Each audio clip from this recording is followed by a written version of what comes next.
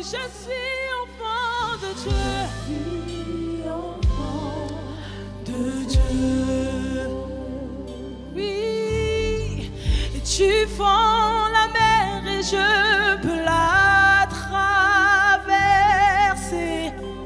Mes peurs se noient dans ton amour. Tu m'as sauvé, alors je peux chanter. C'est mon témoignage, je suis enfant de Dieu. Oui, tu fends la mer, tu fends la mer et je peux la traverser. Mes peurs se noient, mes peurs se noient dans ton. Oui, je déclare, je le sais, tu m'as sauvé. Alors je peux chanter. Je suis enfant de Dieu. Est-ce qu'on peut le déclarer ensemble ce matin? Oui, Jésus, tu fends la mer. Tu fends la mer et je peux la traverser. Mes peurs se noient dans ton amour. Seigneur, tu m'as sauvé. Alors maintenant je chante. Je suis enfant de Dieu.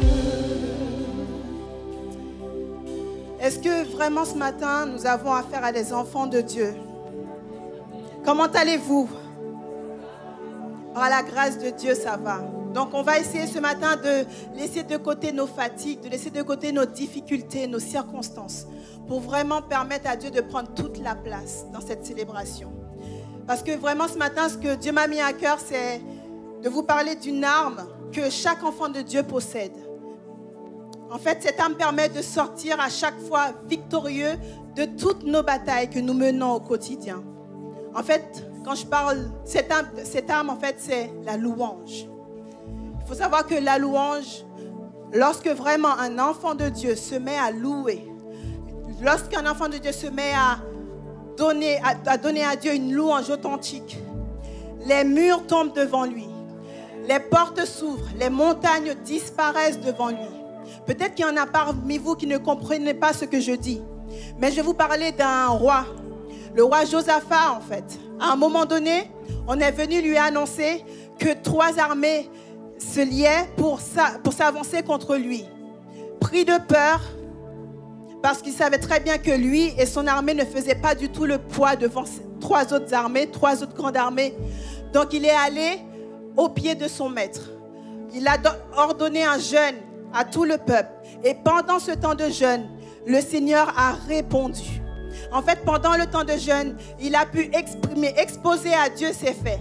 Les différents faits qu'il était en train de vivre, le fait que ses armées s'avançaient contre son peuple. Pendant ce temps de jeûne, il a pu aussi demander à Dieu son secours pour cette situation. Et surtout, pendant ce temps de jeûne, il a pu rappeler à Dieu qu'il est le Dieu capable, parce qu'il sait qu'il est le Dieu capable, parce qu'il se rappelle que dans le passé, le Seigneur a déjà opéré des miracles. Le Seigneur avait déjà permis à ce qu'il puisse gagner ses batailles. On va lire en 2 Chroniques 20, verset 12. Alors Josaphat, dans sa prière, dit à Dieu: nous sommes sans force devant cette multitude nombreuse qui s'avance contre nous. Et nous ne savons que faire, mais nos yeux sont sur toi. Et Dieu va lui répondre: soyez sans crainte et sans effroi devant cette multitude nombreuse, car ce n'est pas votre combat, mais celui de Dieu. Puis d'accord, versets 21 à 22, puis d'accord avec le peuple, Josaphat va nommer des chantres qui, revêtus d'ornements sacrés et marchant devant l'armée, célébraient l'Éternel et disaient: louez l'Éternel, car sa miséricorde dure à toujours. Au moment où l'on commençait les chants et les louanges, l'Éternel plaça une embuscade contre les fils d'Ammon et de Moab et ceux de la montagne de Séhir qui étaient venus contre Juda, et ils furent battus. Je répète, au moment où ils commençaient les chants de louange, l'Éternel plaça une embuscade contre les fils d'Ammon et de Moab et ceux de la montagne de Séhir qui étaient venus contre Juda, et ils furent tous battus. Vous voyez très bien que Josaphat a reçu une réponse de Dieu. Et il s'est appuyé sur cette parole pour pouvoir se dire, sachant que j'ai certainement la victoire. Donc maintenant, il avait décidé de nommer des chantres pour se mettre devant l'armée de Dieu. Des chantres, ça veut dire tout simplement, en d'autres termes, un groupe de louanges, comme nous avons ici. Donc ça veut dire que Josaphat, il avait ça, parce que ce n'était pas sa première bataille. Il y avait certainement des personnes dans son armée qui avaient pour habitude d'être devant son armée. Mais ce jour-là, parce qu'il avait reçu une révélation particulière, ce jour-là, parce qu'il avait reçu une parole de Dieu, il a voulu s'appuyer sur cette parole et nommer des chantres qui allaient avancer devant les armées ennemies avec des louanges. Il disait, louez le Dieu, car sa miséricorde durera toujours. Et Josaphat n'était pas le seul à agir comme ça. Il faut savoir que David, lorsqu'il devait faire face à Goliath, il ne voulait pas s'armer à mettre l'armure.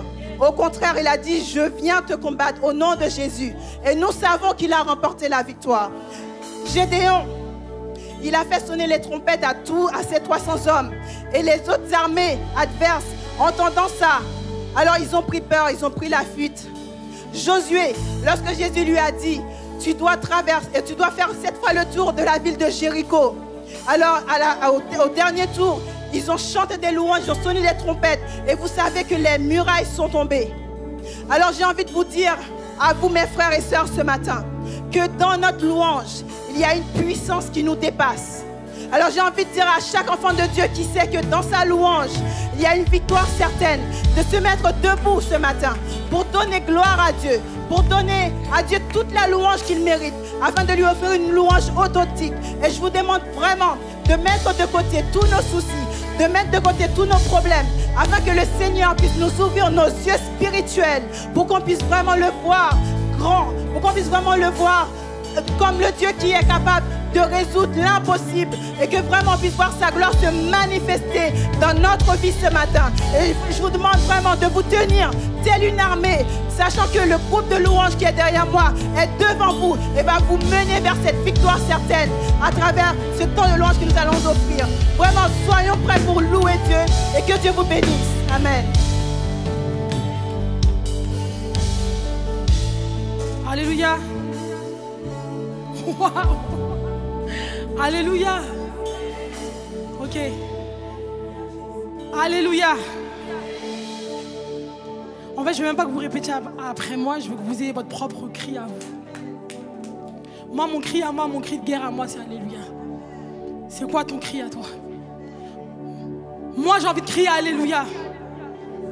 J'ai envie de crier Alléluia. Et c'est pas parce que j'ai ici que j'ai pas de problème. Mais devant mes problèmes, je crie Alléluia. Je crie Alléluia. La sœur Ginette qui vient de passer vient de dire qu'on était une armée. Vous savez, quand moi je regarde parfois des documentaires, etc. Et quand il y a une armée qui va à la guerre, ils ont des signes, moi je sais pas comment ça, mais ils disent on y va. Ou c'est parti. Ils enclenchent quelque chose. On n'est pas une armée terrestre, on est une armée céleste. Et nous, notre cri sera différent de l'armée de terre, l'armée de France, etc. On fait partie du royaume de Dieu, donc on a un cri spécial. Quand on va à la guerre, notre cri spécial à nous, c'est Alléluia, on y va. C'est Alléluia, gloire à Dieu. Parce qu'on y va pour la gloire de Dieu. Et on va chanter ce matin. En présence de mes ennemis, je m'écris Alléluia. Je m'écris Alléluia quand le doute m'envahit. Parce que c'est à Dieu que revient toute la gloire. Alléluia. On y va ensemble.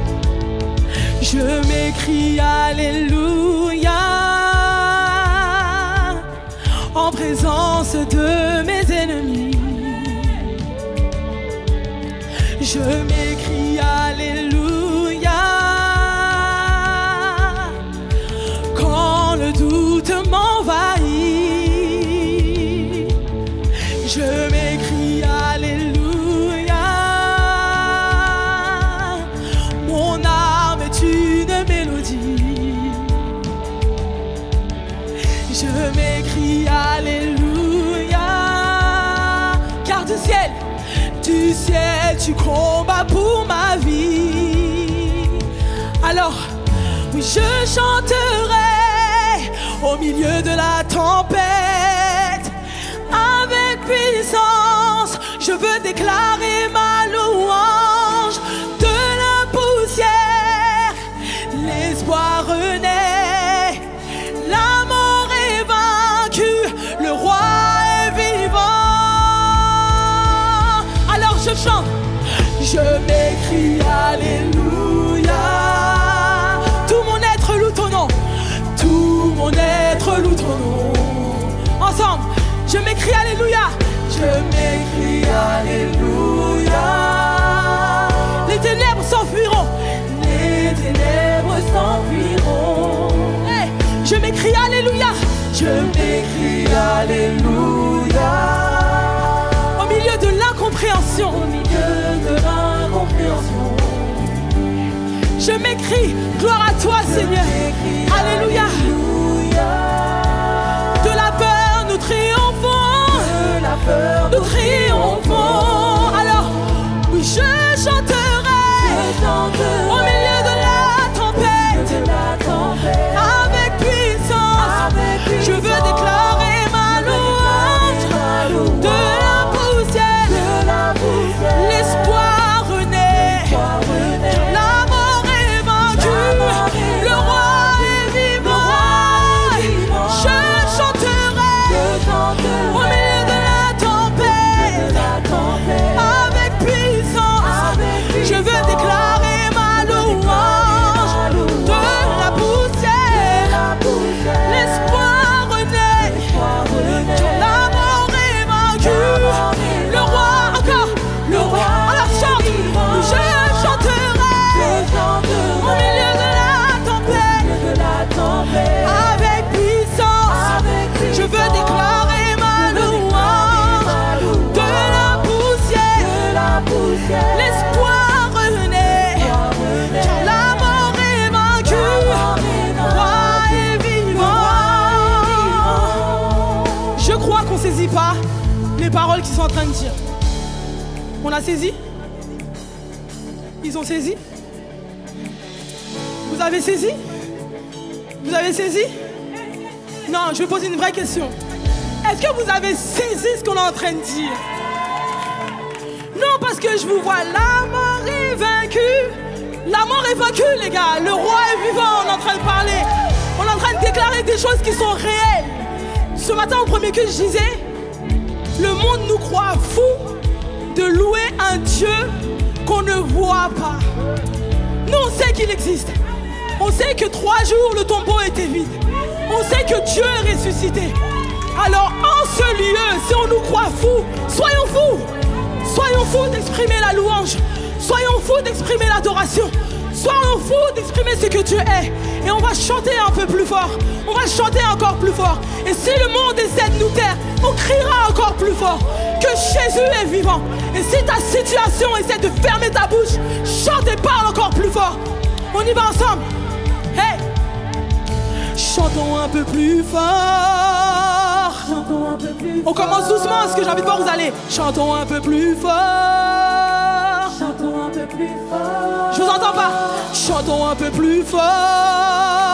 Chantons un peu plus fort. J'entends rien. Chantons un peu plus fort. Chantons un peu plus fort.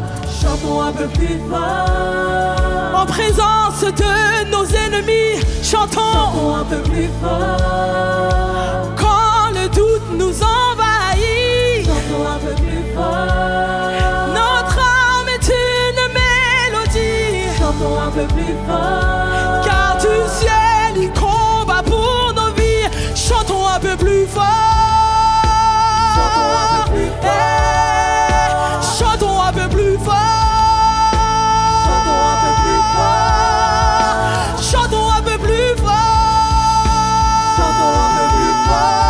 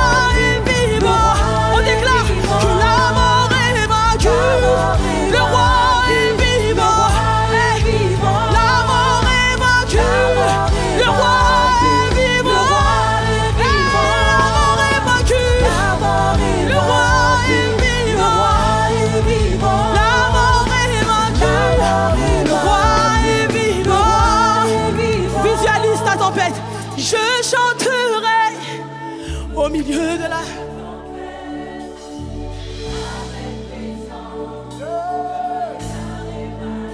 de la poussière, l'espoir renaît. Car la mort est vaincue. Alors on a déjà la victoire. Et ta bouche dit je chanterai. Alors chante, je chanterai au milieu de la... Je veux déclarer ma louange. De la poussière, l'espoir renaît. Car la mort est vaincue. Le roi est vivant. On le chante, c'est ton cœur. Je chanterai au milieu de la tempête. Avec puissance, je veux déclarer ma louange. De la poussière, l'espoir renaît. Car la mort est vaincue. Le roi est vivant. Encore, oui, je chanterai au milieu de la tempête. Avec puissance, je veux déclarer, je déclare ma louange. Oui, de la poussière, l'espoir renaît. Car la mort est vaincue, le roi est vivant. Alors je chanterai au milieu de la tempête. Avec puissance, je veux déclarer, je publie mes louanges. De la poussière, l'espoir renaît. Car la mort est vaincue, le roi est vivant. Je t'entends pas, je chanterai. Oui, je chanterai.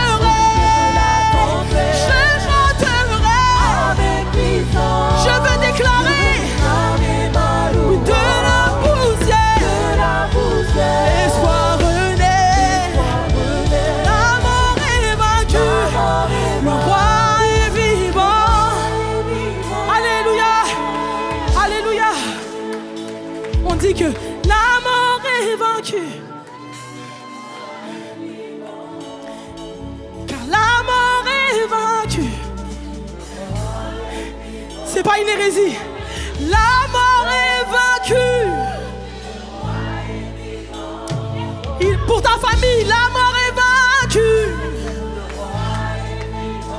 Pour ta vie à toi, la mort est vaincue. Pour tes enfants, la mort est vaincue. Alléluia. On est en train de dire le roi est vivant, on dirait qu'il est encore mort. Le roi est vivant, les amis. Le roi est vivant. Jésus est vivant. Il est assis sur son trône. Et en ce moment même où on est en train de parler de lui, Jésus est en train de combattre des combats que nous-mêmes on ne peut pas imaginer. Il combat dans le secret des choses que nous-mêmes on ne peut pas imaginer. Je ne voulais pas le faire, mais je vais le faire. Je vais poser la question à quelqu'un, on va tous fermer les yeux. Parce que parfois il y a de la timidité. Et je vais m'adresser à quelqu'un ou à plusieurs personnes. Je ne vais pas vous demander d'avancer. Il y a des personnes dans la salle qui n'arrivent pas à crier à Dieu, qui n'arrivent même pas à chanter en ce moment même, parce qu'ils n'ont plus de force. Peut-être déçus de Dieu, ça existe. Peut-être en colère aussi contre Dieu. Je demande à tous de fermer les yeux parce que c'est quelque chose d'assez personnel. Et si tu te reconnais, est-ce que tu peux lever les mains? Si tu es fatigué, si tu es chargé, si tu te reconnais, est-ce que tu peux lever les mains? Ok. Encore. Encore. Encore. Si tu es fatigué, si tu es chargé, si tu es à bout de force, si tu es épuisé, tu es épuisé, tu n'en peux plus, ton cœur est lourd et tu n'arrives plus à passer du temps avec Dieu. T'essayes, et parfois tu te sens coupable. Garde la main levée, on va faire quelque chose. Garde la main levée, on va faire quelque chose. L'église, c'est une famille. Aujourd'hui, tu es au milieu de ta famille. Si tu n'en peux plus, nous, on pourra pour toi. Alors lève encore les mains. On va le faire ensemble. Lève plus haut ta main. Prends ta force, lève encore ta main. Lève plus haut ta main. Lève encore plus haut ta main. Dans Exode 17, il raconte le combat du peuple d'Israël qui venait de sortir d'Égypte. Il y avait une bataille qui se livrait entre le peuple d'Israël et Amalek. Et il y avait deux combats, un combat spirituel et un combat physique. Josué menait le combat physique. Mais ce qui s'est passé, c'est que Moïse est monté sur la colline. Et plus Moïse priait, plus le peuple se battait. Parce qu'il y avait exactement une permission qui avait été donnée à la terre pour une action du ciel. Plus il priait, plus le peuple se battait. Et à un moment, Moïse levait les bras, mais il n'y arrivait plus. Et c'est ainsi que Aaron et Hur se sont tenus à côté de lui et ont levé les bras. Parce qu'ils n'en pouvaient plus. Alors il y a des personnes qui lèvent les bras en ce moment même. Et je vais vous demander d'ouvrir les yeux chacun et d'aller tenir les bras d'une personne ce matin. Allez tenir les bras d'une personne qui n'en peut plus ce matin. Levez les yeux, ouvrez les yeux. Ce matin, il y a des personnes qui n'en peuvent plus. Parfois, le culte que tu prends n'est pas pour toi, mais pour la personne qui est à côté de toi. Alors lève les bras de la personne qui est à côté de toi. Pourquoi tu as honte? C'est ton frère, c'est ta soeur. Pourquoi tu as peur? Pourquoi tu as peur? Pourquoi tu as peur? La victoire de ton voisin est ta victoire. La victoire de ton frère est ta victoire. La victoire de ta soeur est ta victoire. Alors lève ses bras encore plus haut. Lève ses bras encore plus haut. Aide-le à toucher le ciel. Moïse est monté sur une colline au plus haut. Plus ses bras s'élevaient, plus il touchait le ciel. Et plus une action du ciel se répandait sur la terre. Il y avait une puissance à ce moment-là qui s'est déversée sur la terre. Et plus la puissance tombait, plus le peuple se battait. Et plus les combats étaient victorieux. Et lorsque Moïse baissait les bras, Josué perdait. Alors nous ne sommes pas des perdants. Nous ne faisons pas partie d'une lignée de perdants. Parce que la mort est vaincue et le roi est vivant. Alors lève encore les bras de ton voisin. Encore plus haut et toujours plus haut. Crée cette échelle spirituelle qui monte dans les cieux. Alléluia. Vas-y encore. Prie pour ton voisin.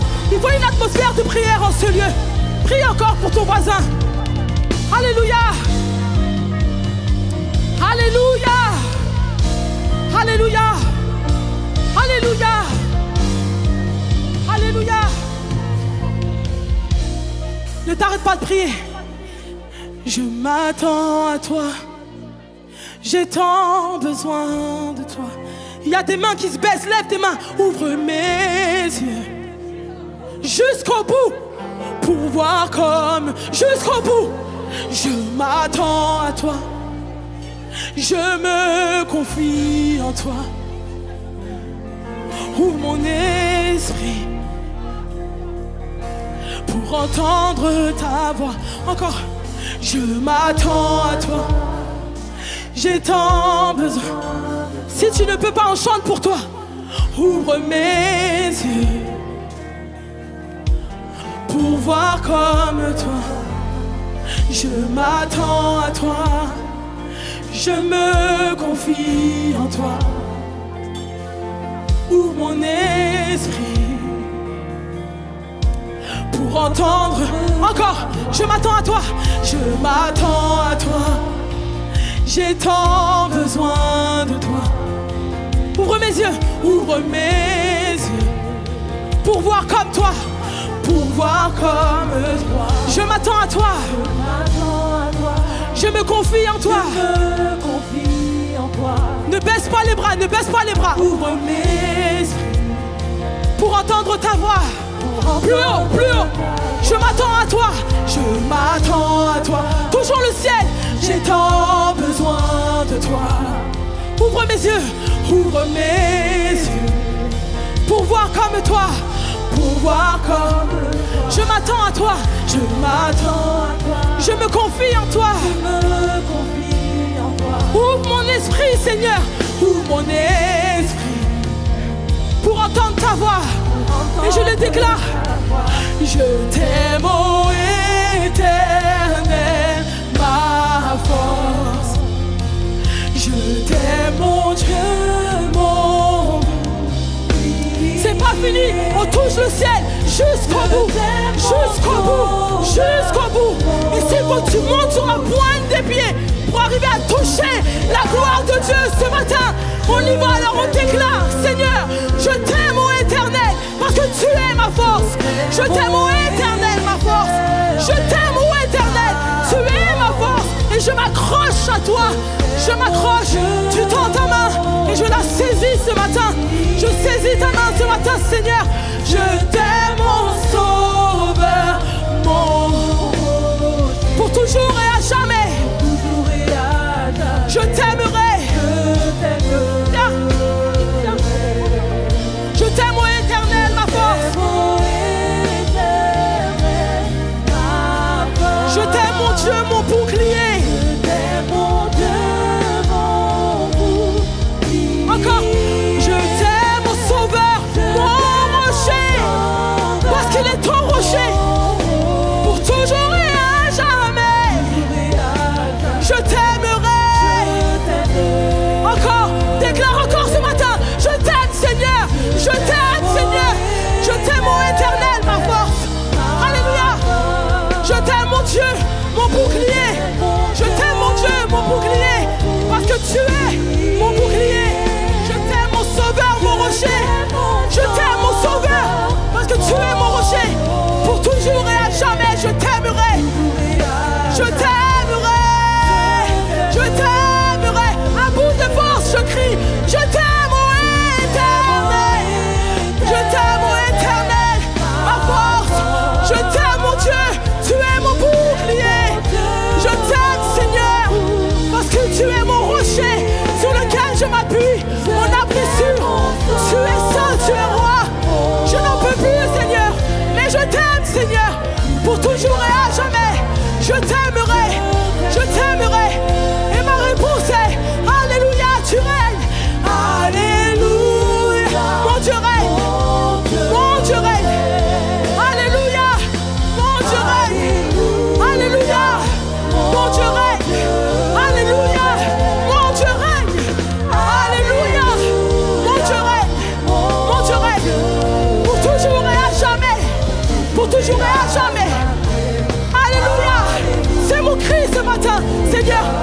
Alléluia. Alléluia. Alléluia. Mon Dieu règne. Alléluia. Oui, je crie. Alléluia. Alléluia. Alléluia. Alléluia. Alléluia. Pour et à jamais. Alléluia. Alléluia. On déclare encore. Oui, alléluia. Alléluia. Mon Dieu. Lève tes mains plus haut encore. Alléluia. Saisis ta victoire. Accroche-toi à la main de Dieu. Ce matin, tu ne repartiras pas inchangé. Alléluia. Alléluia. Alléluia. Tu règnes pour toujours et à jamais. Alléluia. Alléluia. Alléluia. Encore. On y va plus loin. On y va plus haut. Alléluia. Alléluia. Mon Dieu règne. Oui, tu règnes. Alléluia. Alléluia. Plus on vise le ciel. Alléluia. Oh, Jésus, pour toujours et à jamais. Pour toujours et à jamais. Alléluia. Pour toujours et à jamais, je chanterai. Non, non, non, non, non. Ne courbe pas le front devant l'ennemi. Garde la tête levée. Garde la tête levée. Garde la tête vers le ciel. Monte au plus haut de la colline. Monte au sommet de la colline. Va prier ton Dieu. Lève les mains vers le ciel. Saisis la main de Dieu. Non, sa main n'est pas trop courte. Saisis la main de Dieu ce matin. Jésus, renouvelle tes forces ce matin. Seigneur, je n'en peux plus. Mais mon cri, ma réponse est Alléluia. Parce que tu règnes, Seigneur Dieu. Tu règnes sur mes combats. Et je veux dire à mes combats que tu es saint, tu es roi, tu es victorieux. Alléluia. Et on déclare ce matin pour toujours. Alléluia. Si tu veux prier, fais une prière audacieuse ce matin pour ta situation. Ceux qui étaient là la semaine dernière, on a chanté un chant qui disait que des choses se passent quand tu ouvres la bouche. Il y a des choses qui se passent lorsque tu ouvres la bouche et que tu oses ouvrir la bouche. L'ennemi maintient ta bouche fermée dans le nom de Jésus. Il y a des choses qui vont se délier à partir du moment où ta bouche aura émis un son. Alléluia. Prie ton Dieu ce matin. Non, Jésus, ce matin, ce n'est pas un spectacle. Ce n'est pas un spectacle ce matin. Il y a des choses qui doivent se passer. Hors de question que tu repartes de la même manière ce matin. Alléluia.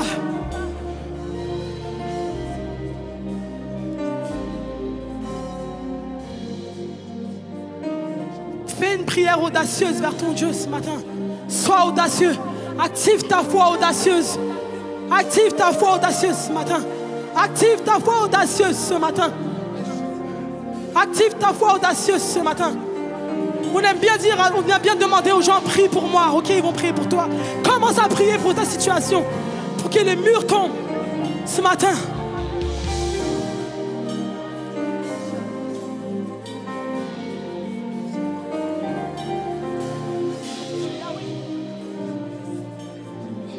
Prie ton Dieu ce matin.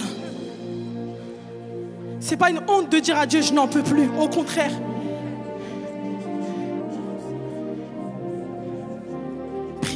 Prie ton Dieu, ne t'arrête jamais de prier. Lorsque tu pries, il y a des chaînes qui se brisent. Lorsque tu pries, il y a des murs qui tombent. Lorsque tu pries, il y a des forteresses qui s'effondrent.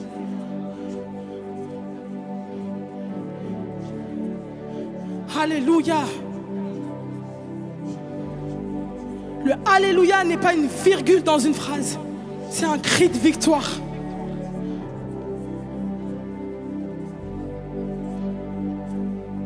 Alléluia.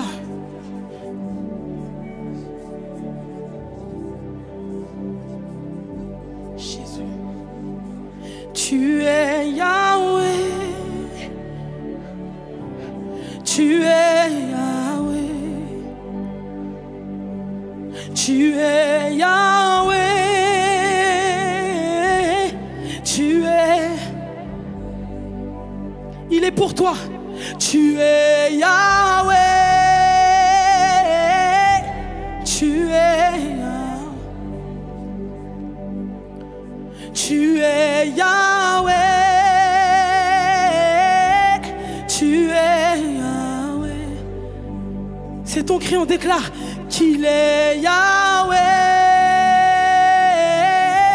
Tu es Yahweh. Tu es Yahweh. Tu es Yahweh. Tu es Yahweh. Tu es Yahweh. Tu es Yahweh. Tu es Yahweh. Ensemble, tu es Yahweh. Tu es Yahweh.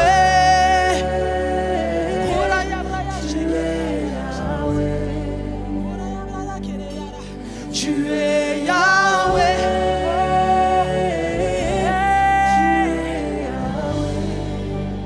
Il est Yahweh, on déclare ce matin.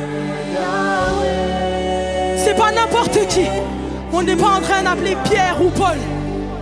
On appelle le nom de Yahweh. Le souffle de vie lorsqu'on n'en peut plus. Alors on se prosterne dans la présence de Dieu. Oui Seigneur, tu es mon Yahweh. Tu es mon Yahweh à moi. Tu es Yahweh. Jésus, tu es Yahweh. Tu es Yahweh. Tu es Yahweh. Tu es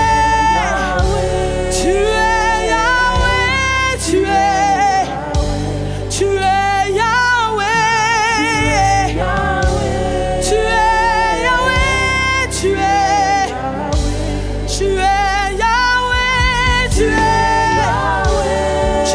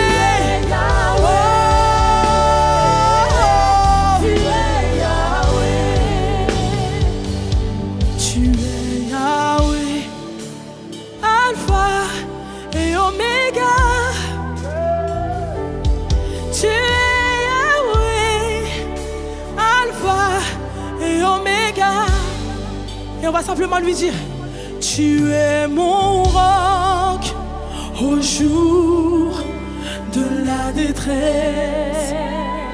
Et si je tombe, tu me relèves. Dans la tempête, dans la tempête, ton amour, ton âme. Oh, on déclare ce matin qu'il nous ramène au port. Toujours. Tu es mon seul espoir, l'unique, mon seul espoir, Seigneur. Alors oui, tu es mon roc au jour de la détresse. Et si je tombe, tu me relèves. Oui, tu es mon roc au jour de la détresse. Et si je tombe, Jésus, tu me relèves. Tu me encore. Tu es mon roc au jour de la détresse. Et si je tombe, et si je tu me relèves, Seigneur. Non, tu es mon roc. Tu es. Alléluia. Jésus, merci pour ta fidélité. Merci de nous ramener à ton bord, Seigneur Dieu. Et si je tombe, alléluia, tu me relèves. Et dans la tempête, ton amour me ramène.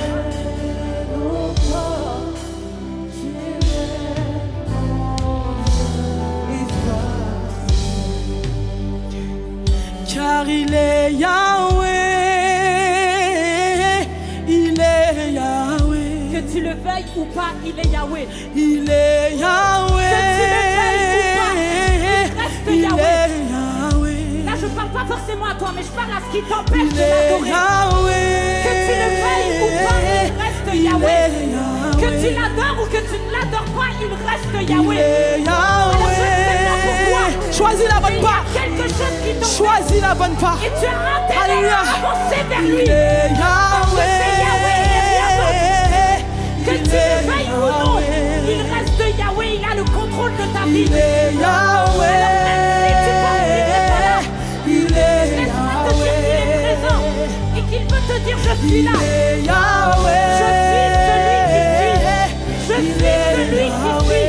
Je suis parce que Alléluia. je suis. Et c'est comme ça. Il est Yahweh. Il est Yahweh. Tu es mon roc. Tu es mon roc. Tu es mon roc au jour de la détresse. Et si je tombe, je veux vous entendre dans la.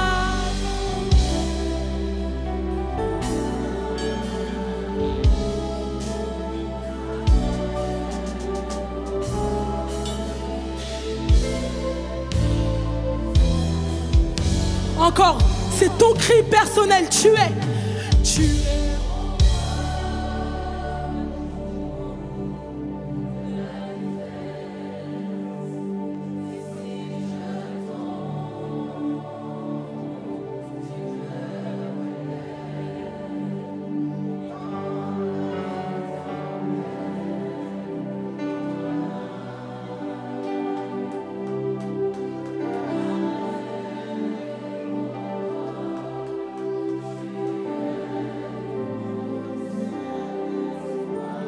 T'arrêtes jamais de chanter ce refrain encore. Tu es mon roc. Saisis les paroles que tu es en train de chanter. Déclare-le pour ta propre vie. Tu peux vaciller à gauche, à droite. Ce sera toujours lui ton ancre, ton roc. Personne d'autre que lui. On va à gauche, on va à droite et au final on retourne toujours à Jésus.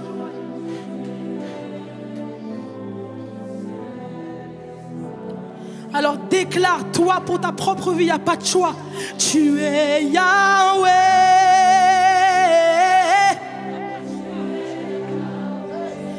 avec ou sans toi, avec ou sans moi, avec ou sans nous, il est Yahweh. On dit qu'il est l'alpha et l'oméga. C'est-à-dire qu'il était Yahweh avant la création du monde et qu'il est Yahweh lorsqu'il n'y aura personne dans le monde. Alors peu importe ce que tu traverses, Dieu demeure au-dessus de toutes ces choses. Alors il est Yahweh.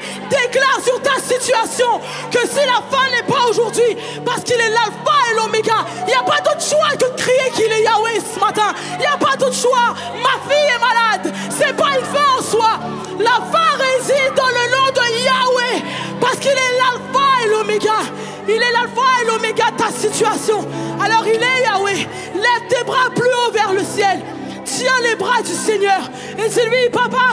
Oui, je résiste, c'est vrai. Je résiste, Seigneur. Mais il est réel. Tu es Yahweh. Dis-lui, Seigneur, tu es Yahweh. Je soupire après toi. Il n'y a pas besoin d'autres mots. Tu es mon Yahweh. Dans ma situation, il n'y a pas d'autres mots. Tu es Yahweh. Jésus. Ta situation à toi, à ta situation à toi, ce matin, tu es Yahweh. Tu peux le crier ce matin, tu es Yahweh. Alléluia. On vient tous les dimanches avec les mêmes larmes. Aujourd'hui, ça cesse, Seigneur Dieu. Aujourd'hui, ça cesse, Seigneur. On n'en peut plus, on en a marre, Seigneur Dieu. Aujourd'hui, ça cesse. Tu es le Yahweh au-dessus de ma maladie. Tu es le Yahweh au-dessus de ma dépression. Tu es le Yahweh au-dessus de ma détresse. Tu es le Yahweh. Peu importe ma condition, tu restes Yahweh. Peu importe qui je suis, tu es Yahweh. Dans ma famille, Seigneur Dieu, tu restes Yahweh. Tu demeureras éternellement Yahweh. Alléluia, tu es Yahweh. Alléluia. Tu es Yahweh, Alpha. Alléluia. Alléluia. Et si tu penses que c'est fini, ça vient de commencer. Alléluia.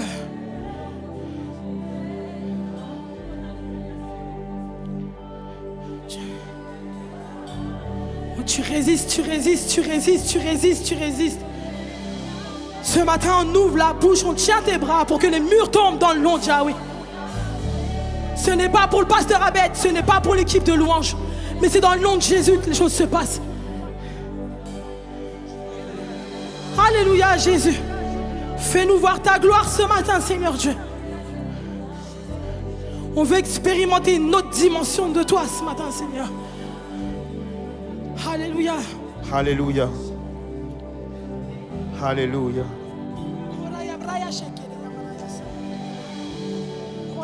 C'est passé un jour, un truc extraordinaire un jour. C'est que ce jour-là, Jésus est sorti du tombeau, il est ressuscité. Et le jour de sa résurrection, Marie et d'autres femmes sont venues le voir. Elles pensaient qu'il était encore dans le tombeau. Donc elles ont commencé à le chercher dans le tombeau. Et à un moment donné, il leur a parlé et leur a dit: pourquoi cherchez-vous encore au tombeau celui qui est ressuscité? J'ai envie de dire à quelqu'un ce matin, et j'aimerais que tu pries par rapport à cela. Tu cherches ta réponse par terre, alors que ta réponse vient d'en haut. Tu cherches encore ta réponse au sol, alors que ta réponse, elle vient du ciel. Tu cherches ta réponse sur la terre, alors que ta réponse vient du surnaturel de Dieu. Tu cherches ta réponse dans le terrestre et dans le naturel. Tu prends ton téléphone et tu appelles. Tu attends un texto, tu attends un message, tu attends que quelqu'un vienne te dire quelque chose. Tu attends à ce que tu as perdu puisse revenir. Alors que tu as besoin du ciel en réalité. Et j'ai envie de te dire qu'il y a une réponse du ciel qui est là pour toi. Parce que depuis tout à l'heure, Jésus parle au travers de la louange. Depuis tout à l'heure, il y a des paroles qui sont là pour toi, mais tu ne les saisis pas. Parce que ton regard est encore fixé vers le sol. David a dit un jour: lorsque je suis dans la détresse, Je ne regarde pas à terre, je ne cherche pas au sol. Je ne cherche pas au sol parce que la terre ne peut rien produire si le ciel ne lui a pas permis de le faire en réalité. Alors pourquoi chercher à terre? Je lève les yeux vers les montagnes et d'où me viendra le secours? Et le secours me vient de l'Éternel des armées. Il y a une personne dans cette salle, ta réponse vient directement du ciel. Ta réponse vient directement du ciel. Ta réponse vient directement du ciel. Et laisse-moi te dire qu'en fait, Dieu a déjà dépêché, envoyé un ange pour t'apporter ta réponse. Le seul problème, c'est que tu continues à regarder par terre et ne pas faire confiance à celui qui a déjà envoyé la réponse. Il y a quelque chose qui a déjà pris chemin pour toi. Il y a quelque chose qui est déjà en route pour toi. Il y a quelque chose qui arrive et qui vient pour toi. Alors s'il y a quelqu'un dans ce lieu qui croit que sa réponse est déjà en route pour lui ou pour elle, je te prie vraiment de lever les yeux maintenant vers le ciel. Alléluia.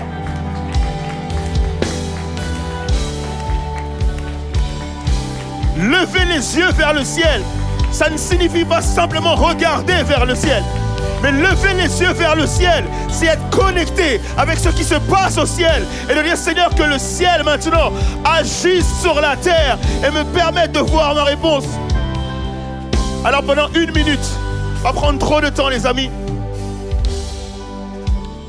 La seule personne qualifiée aujourd'hui, puisque Jésus n'est plus sur la terre, il est dans le ciel. La seule personne qualifiée pour amener le ciel sur la terre, c'est la personne du Saint-Esprit. Et j'ai une bonne nouvelle pour quelqu'un ce matin. J'ai une bonne nouvelle pour toi ce matin. Le Saint-Esprit, la personne qui est capable de ramener le ciel sur la terre, habite en chacun d'entre nous. Alors je vais te demander de faire une prière de foi maintenant. Pour dire, Saint-Esprit, réveille mon âme. Saint-Esprit, réveille mon âme. Il y a une personne ce matin qui est abattue et qui a besoin de déclarer ça. Saint-Esprit, réveille littéralement mon âme. Et je vous assure les amis, je sais que la posture n'est pas quelque chose de magique, mais je n'ai jamais vu quelqu'un obtenir quelque chose assis. Je crois que la personne qui demande et qui demande avec foi se met toujours debout en réalité. Je ne suis pas en train de te forcer à te mettre debout, mais je suis en train de te dire qu'il y a des postures à prendre pour recevoir ce qu'on attend de la part de Dieu. Il y a des postures à prendre pour recevoir ce qu'on attend de la part de Dieu. Et je voudrais vraiment que quelqu'un prie maintenant pour que littéralement l'Esprit de Dieu puisse te faire voir les choses autrement. David disait que à un moment donné, il avait ses ennemis qui étaient autour de lui. Il disait, écoute Seigneur, mes ennemis m'environnent. Ils sont tous autour de moi. Des flèches, des arcs, des épées. Mais à un moment donné, en fait, David ne s'est pas dit, je vais simplement rester à terre et pleurer ma misère. Mais je dois lever les yeux vers le ciel. Et la seule chose qu'il a demandé au Seigneur, Seigneur, que ta présence maintenant environne ce lieu. Et au moment où il a fait cette prière, en fait, il déclare dans le psaume que déjà ma tête s'élevait au-dessus de mes ennemis en réalité. Il est en train de déclarer que l'Esprit de Dieu l'a amené à voir au-dessus des problèmes qu'il avait. J'ai envie de dire à quelqu'un ce matin, c'est l'Esprit de Dieu et lui seul qui est capable de t'emmener là où tu ne peux pas aller. En fait, je suis en train de te dire, c'est fini les prières timorées, c'est fini les prières d'enfants, c'est fini des prières. En fait, tu dois commencer à prier comme un adulte et à déclarer qu'il y a des choses qui ne doivent pas faire partie de ta vie. Déclarer qu'il y a des liens dans lesquels tu ne peux plus rester, des liens et des chaînes dans lesquels tu ne peux plus rester. De dire, je suis un enfant de Dieu et mon corps est le temple du Saint-Esprit. Il y a des choses dans lesquelles je ne peux plus traîner, je ne peux plus retourner dans la boue, je ne peux plus retourner à ce que j'ai déjà vomi. Aujourd'hui, je dois être fortifié par le Saint-Esprit. Mon identité, elle est en Christ. Là, je voudrais vraiment que quelqu'un maintenant commence à parler en langue. Commence à parler en langue là où tu es. Commence à parler en langue là où tu es. C'est une affaire du Saint-Esprit, les amis. C'est une affaire du Saint-Esprit. Si tu ne sais pas quoi dire, commence à prier en langue. Si tu ne sais pas déclarer, commence à prier en langue. Commence à prier en langue. Commence à prier en langue. Commence à prier en langue.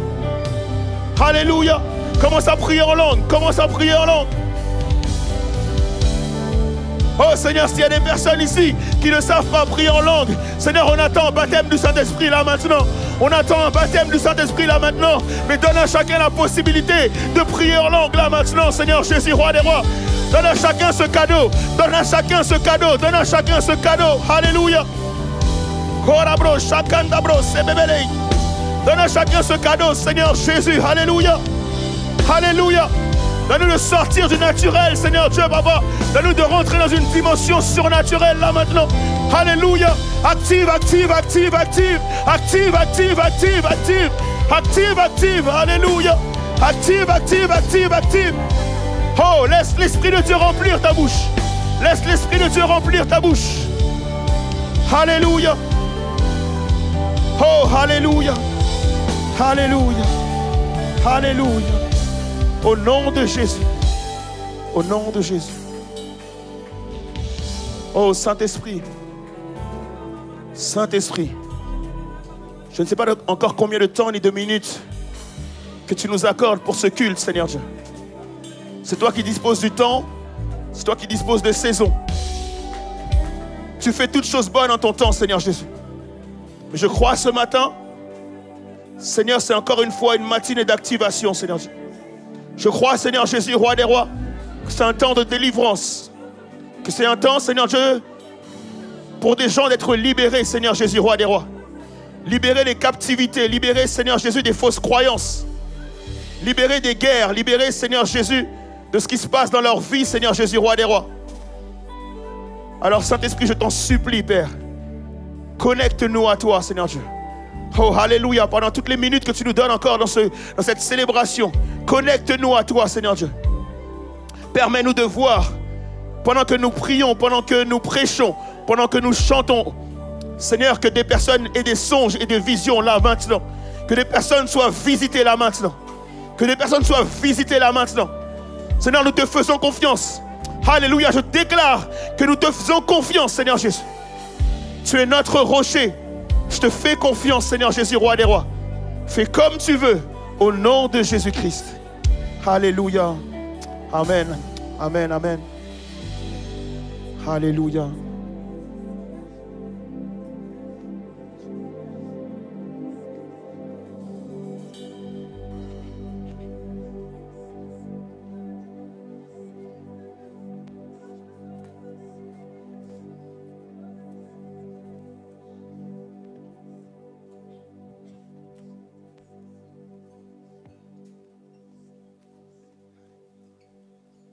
Alléluia. Si tu as reçu quelque chose de la part de Dieu, garde-le. Alléluia. Pour tout à l'heure.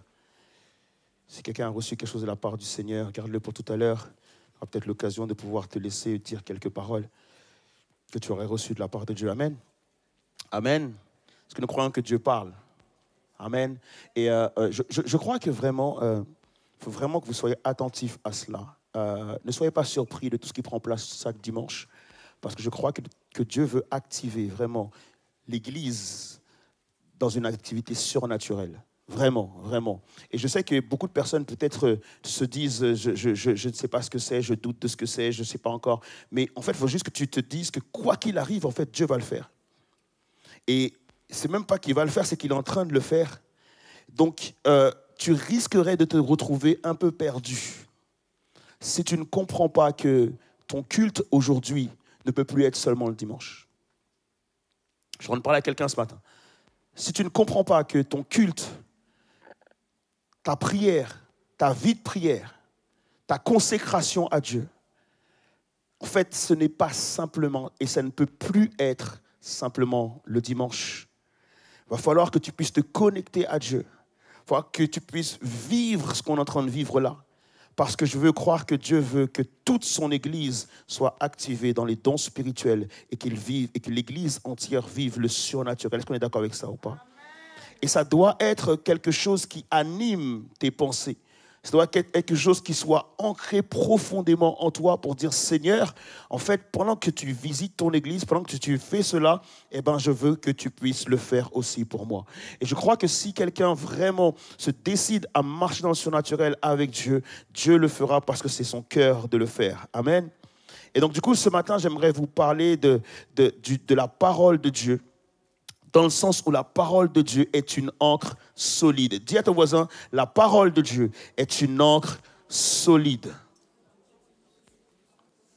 C'est que la parole de Dieu, effectivement, c'est la Bible. La parole de Dieu, c'est ce que nous recevons par son esprit. La parole de Dieu, c'est aussi Jésus-Christ. La parole de Dieu est une ancre solide. Hébreux 6, versets 15 à 20. J'essaie de ne pas trop tarder parce que je crois que le Saint-Esprit a du travail à faire ce matin. C'est ainsi qu'après s'être montré patient, Abraham obtint ce qui avait été promis. Tu ne t'appelles pas Abraham ce matin. Mais je ne connais pas ton nom, mais Dieu connaît ton nom. Mais il te dit que c'est après s'être montré patient, Abraham obtint ce qui avait été promis. Et je crois que aujourd'hui, Dieu veut t'armer de patience pour que tu puisses obtenir ce que Dieu t'a promis. Et Dieu parle à quelqu'un en particulier ce matin. Dieu fera ce qu'il a promis. Amen. En effet, les humains jurent par ce qui est plus grand qu'eux, et le serment, en confirmant leur parole, met un terme à toute contestation. En ce sens, Dieu, décidé à donner aux héritiers de la promesse une preuve supplémentaire du caractère immuable de ses décisions, intervint par un serment, afin que par deux choses immuables dans lesquelles il est impossible que Dieu mente, nous ayons un puissant encouragement, et nous dont le refuge a été de nous attacher à l'espérance qui nous a été proposée. Cette espérance, nous l'avons comme une ancre solide et ferme pour l'âme. Elle pénètre au-delà du voile, là où Jésus est entré pour nous comme un précurseur devenu grand prêtre pour toujours selon l'ordre de Melchisédek. Je vais juste relire cette dernière phrase. Cette espérance, la parole de Dieu, ce que Dieu t'a dit, ce que Dieu t'a promis, cette espérance, nous l'avons comme une ancre solide et ferme. Pourquoi? Ferme pourquoi? Pour ton âme. Pourquoi? Parce que c'est dans ton âme que tu es tourmenté. C'est dans ton âme que tu es bouleversé. C'est dans ton âme que tu es découragé. C'est pour ça que David avait dit un jour, mon âme, je te commande de bénir l'Éternel. Parce que c'est dans ton âme que tout se passe. On est d'accord avec ça ou pas? Cette espérance, elle est comme une ancre solide, pas pour ton esprit, pas pour ton corps, mais pour ton âme. Dis à ton voisin, c'est pour mon âme en fait qu'il est en train de parler. C'est pour mon âme. C'est pour les choses qui se passent dans ton âme. C'est pour les pensées qu'il y a dans ton âme. C'est pour le manque d'assurance qu'il y a dans ton âme. C'est pour le doute qu'il peut avoir dans ton âme. C'est pour la peur qu'il peut avoir dans ton âme. Le découragement, les déceptions, le fait d'être parfois triste. C'est à ton âme que Dieu parle ce matin. Et c'est super important que nous puissions comprendre cela. Parce que je crois que ce message peut t'amener dans une dimension nouvelle avec Dieu. Et j'espère que ce sera le cas. Et si ce n'est pas le cas aujourd'hui, prends le temps de le réécouter parce que je crois que c'est ce que Dieu veut pour toi, que tu puisses comprendre que tu ne peux plus marcher selon la vue. Mais que tu dois vraiment marcher selon la parole de Dieu. Est-ce qu'on est d'accord avec ça ou pas? Et donc je pense que si j'ai reçu ce message, c'est parce que toute cette semaine, j'étais comme tourmenté, bouleversé. Et hier, alors qu'il y avait un temps de louange, du coup, je prie et je ne me rappelle même plus si j'avais forcément prié, mais voilà ce que j'ai vraiment reçu. Et d'autres personnes me l'ont confirmé ensuite par des choses qu'ils avaient reçues de la part de Dieu pour moi. Ils sont venus me les dire, les confier. Et c'est vrai que je me suis dit, Seigneur, à un moment donné, comment porter en fait tout ça? Comment porter tous ces gens? Comment porter tout ce monde? Je vous assure qu'à un moment donné, je me suis dit, mais Seigneur, je vois les yeux des gens. C'est comme si quand on parlait du surnaturel, tout le monde avait l'air surpris. Quand si tout le monde avait l'air craintif, tout le monde est attentif, mais dans leur attention, je n'arrive pas à voir dans leurs yeux la foi. Et j'ai reçu cette parole de la part de Dieu hier. Dieu m'a dit littéralement, Abed, ça, ce n'est pas ton problème. Ça, ce n'est pas ton problème en fait. Est-ce que tu as déjà vu un berger, c'est ce que je suis, un pasteur, un berger? Est-ce que tu as déjà vu un berger pourvoir à ses brebis? Non. Tu as toujours vu un berger conduire ses brebis. Et Dieu m'a remis à ma place, faisant comprendre que tu es celui qui conduit et moi, je suis celui qui pourvoit. Donc, ce n'est pas ton problème. Ne te soucie pas du regard des gens. Prêche, c'est tout. Alors, j'obéis, Seigneur. Je prêche Et c'est tout. Les amis, il y a des situations dans nos vies où Dieu est le seul recours. Où Dieu est la seule solution. Des situations dans nos vies où tu n'as plus de cartes à jouer. Mais toute la gloire est rendue à Dieu dans le sens où avoir Dieu comme seul recours, c'est la meilleure position qui soit. C'est une position où tu as peur. C'est une position qui fait trembler parfois. C'est une position où tu te dis, je ne vois pas de solution, je ne sais pas quoi faire. Avoir Dieu comme seul recours, c'est la meilleure position. Et si c'est ton cas aujourd'hui, que tu puisses déclarer maintenant par la foi, Seigneur, je n'ai que toi. Seigneur, je n'ai. Seigneur, je n'ai. Seigneur, je n'ai. Seigneur, je n'ai que toi. Tu es mon roc au jour de la détresse. Tu es le seul sur qui je peux compter. Tu es le seul que je peux prier. Tout mon espoir se trouve en toi seul. Pourquoi Dieu veut être la seule solution pour toi et qui t'amène dans une dimension où il est la seule solution pour toi? Parce qu'il veut être le seul que tu vas glorifier. Si tu as d'autres solutions, tu vas te confier dans les autres solutions que tu as. Tu vas te confier dans les autres opportunités que tu as. Et c'est pour cela que Dieu, en fait, te montre ton comportement en te proposant des petits problèmes où il y a d'autres solutions. Et il voit qu'à chaque fois que tu as d'autres solutions, tu te diriges vers une autre solution. Est-ce qu'on peut être vrai avec Dieu ce matin? On se dirige vers d'autres solutions. Lorsque tu connais quelqu'un qui connaît quelqu'un qui connaît quelqu'un qui connaît quelqu'un, tu vas voir la personne que tu connais.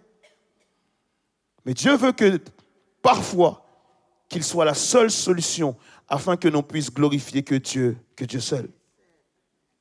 Et quand tu appelles le Seigneur, quand tu l'appelles, quand tu l'invoques, il répond toujours. Dieu répond toujours. Oh, j'ai envie de le dire encore. Dieu répond toujours. Il y a beaucoup qui me disent, mais Seigneur, il ne me parle pas. Dieu répond toujours. Dieu répond toujours. Vous savez que quand on n'a pas les chaînes câblées, lorsqu'on n'a pas pris un abonnement, donc du coup on entend des gens dire « Ouais, j'ai vu tel match hier soir, c'était trop bien, etc. etc. » Toi, tu n'as pas vu le match. Pourquoi? Parce que tu n'as pas l'abonnement. En fait, tu ne peux pas voir le match, mais le match a eu lieu. Et c'est pareil en fait, c'est que Dieu parle, mais tu n'es peut-être pas forcément connecté à la bonne fréquence, tu n'as pas le bon abonnement, peut-être, je ne sais pas, tu n'as pas la bonne connexion. C'est à toi en fait de pouvoir te connecter à Dieu parce qu'il parle toujours. Et la seule façon d'être connecté à Dieu, c'est le Saint-Esprit. J'assure les amis, c'est important pour nous, des fois d'être dans la rue et de dire « Saint-Esprit, j'ai besoin de toi. Saint-Esprit, tu vois mes problèmes. Saint-Esprit, tu vois mon cœur. Saint-Esprit, tu vois les situations. Saint-Esprit, tu vois les problèmes. » De parler en fait. Est-ce que tu prends le temps de parler au Saint-Esprit? Je te l'ai rappelé de la dernière fois et je te le rappelle encore ce matin. Le Saint-Esprit, c'est une personne. Il a des oreilles, il entend. Et ce qui est bien avec lui, c'est qu'il répond. Donc je t'invite vraiment à commencer à le faire et à parler au Saint-Esprit. Et tu verras qu'il aura une réponse. Pourquoi je te dis ça? Parce que, en fait, beaucoup d'entre nous, des fois, pensent que c'était mieux avant, quand Jésus était sur la terre. Pourquoi? Parce qu'en fait, quand Jésus était sur la terre, dès que tu avais un problème, tu n'avais qu'à savoir où Jésus se trouve. Et si tu savais où Jésus se trouvait, du coup, tu pouvais aller le voir, comme le centenier, comme la femme perte de sang, qui effectivement a entendu que voilà, Jésus il sera dans sa ville, c'était OK, Jésus sera là, donc je peux aller le voir. Et donc tu te dis c'était mieux avant, parce que Jésus était là. Et qu'aujourd'hui c'est compliqué. Alors que Jésus lui-même dit, les amis, il est avantageux.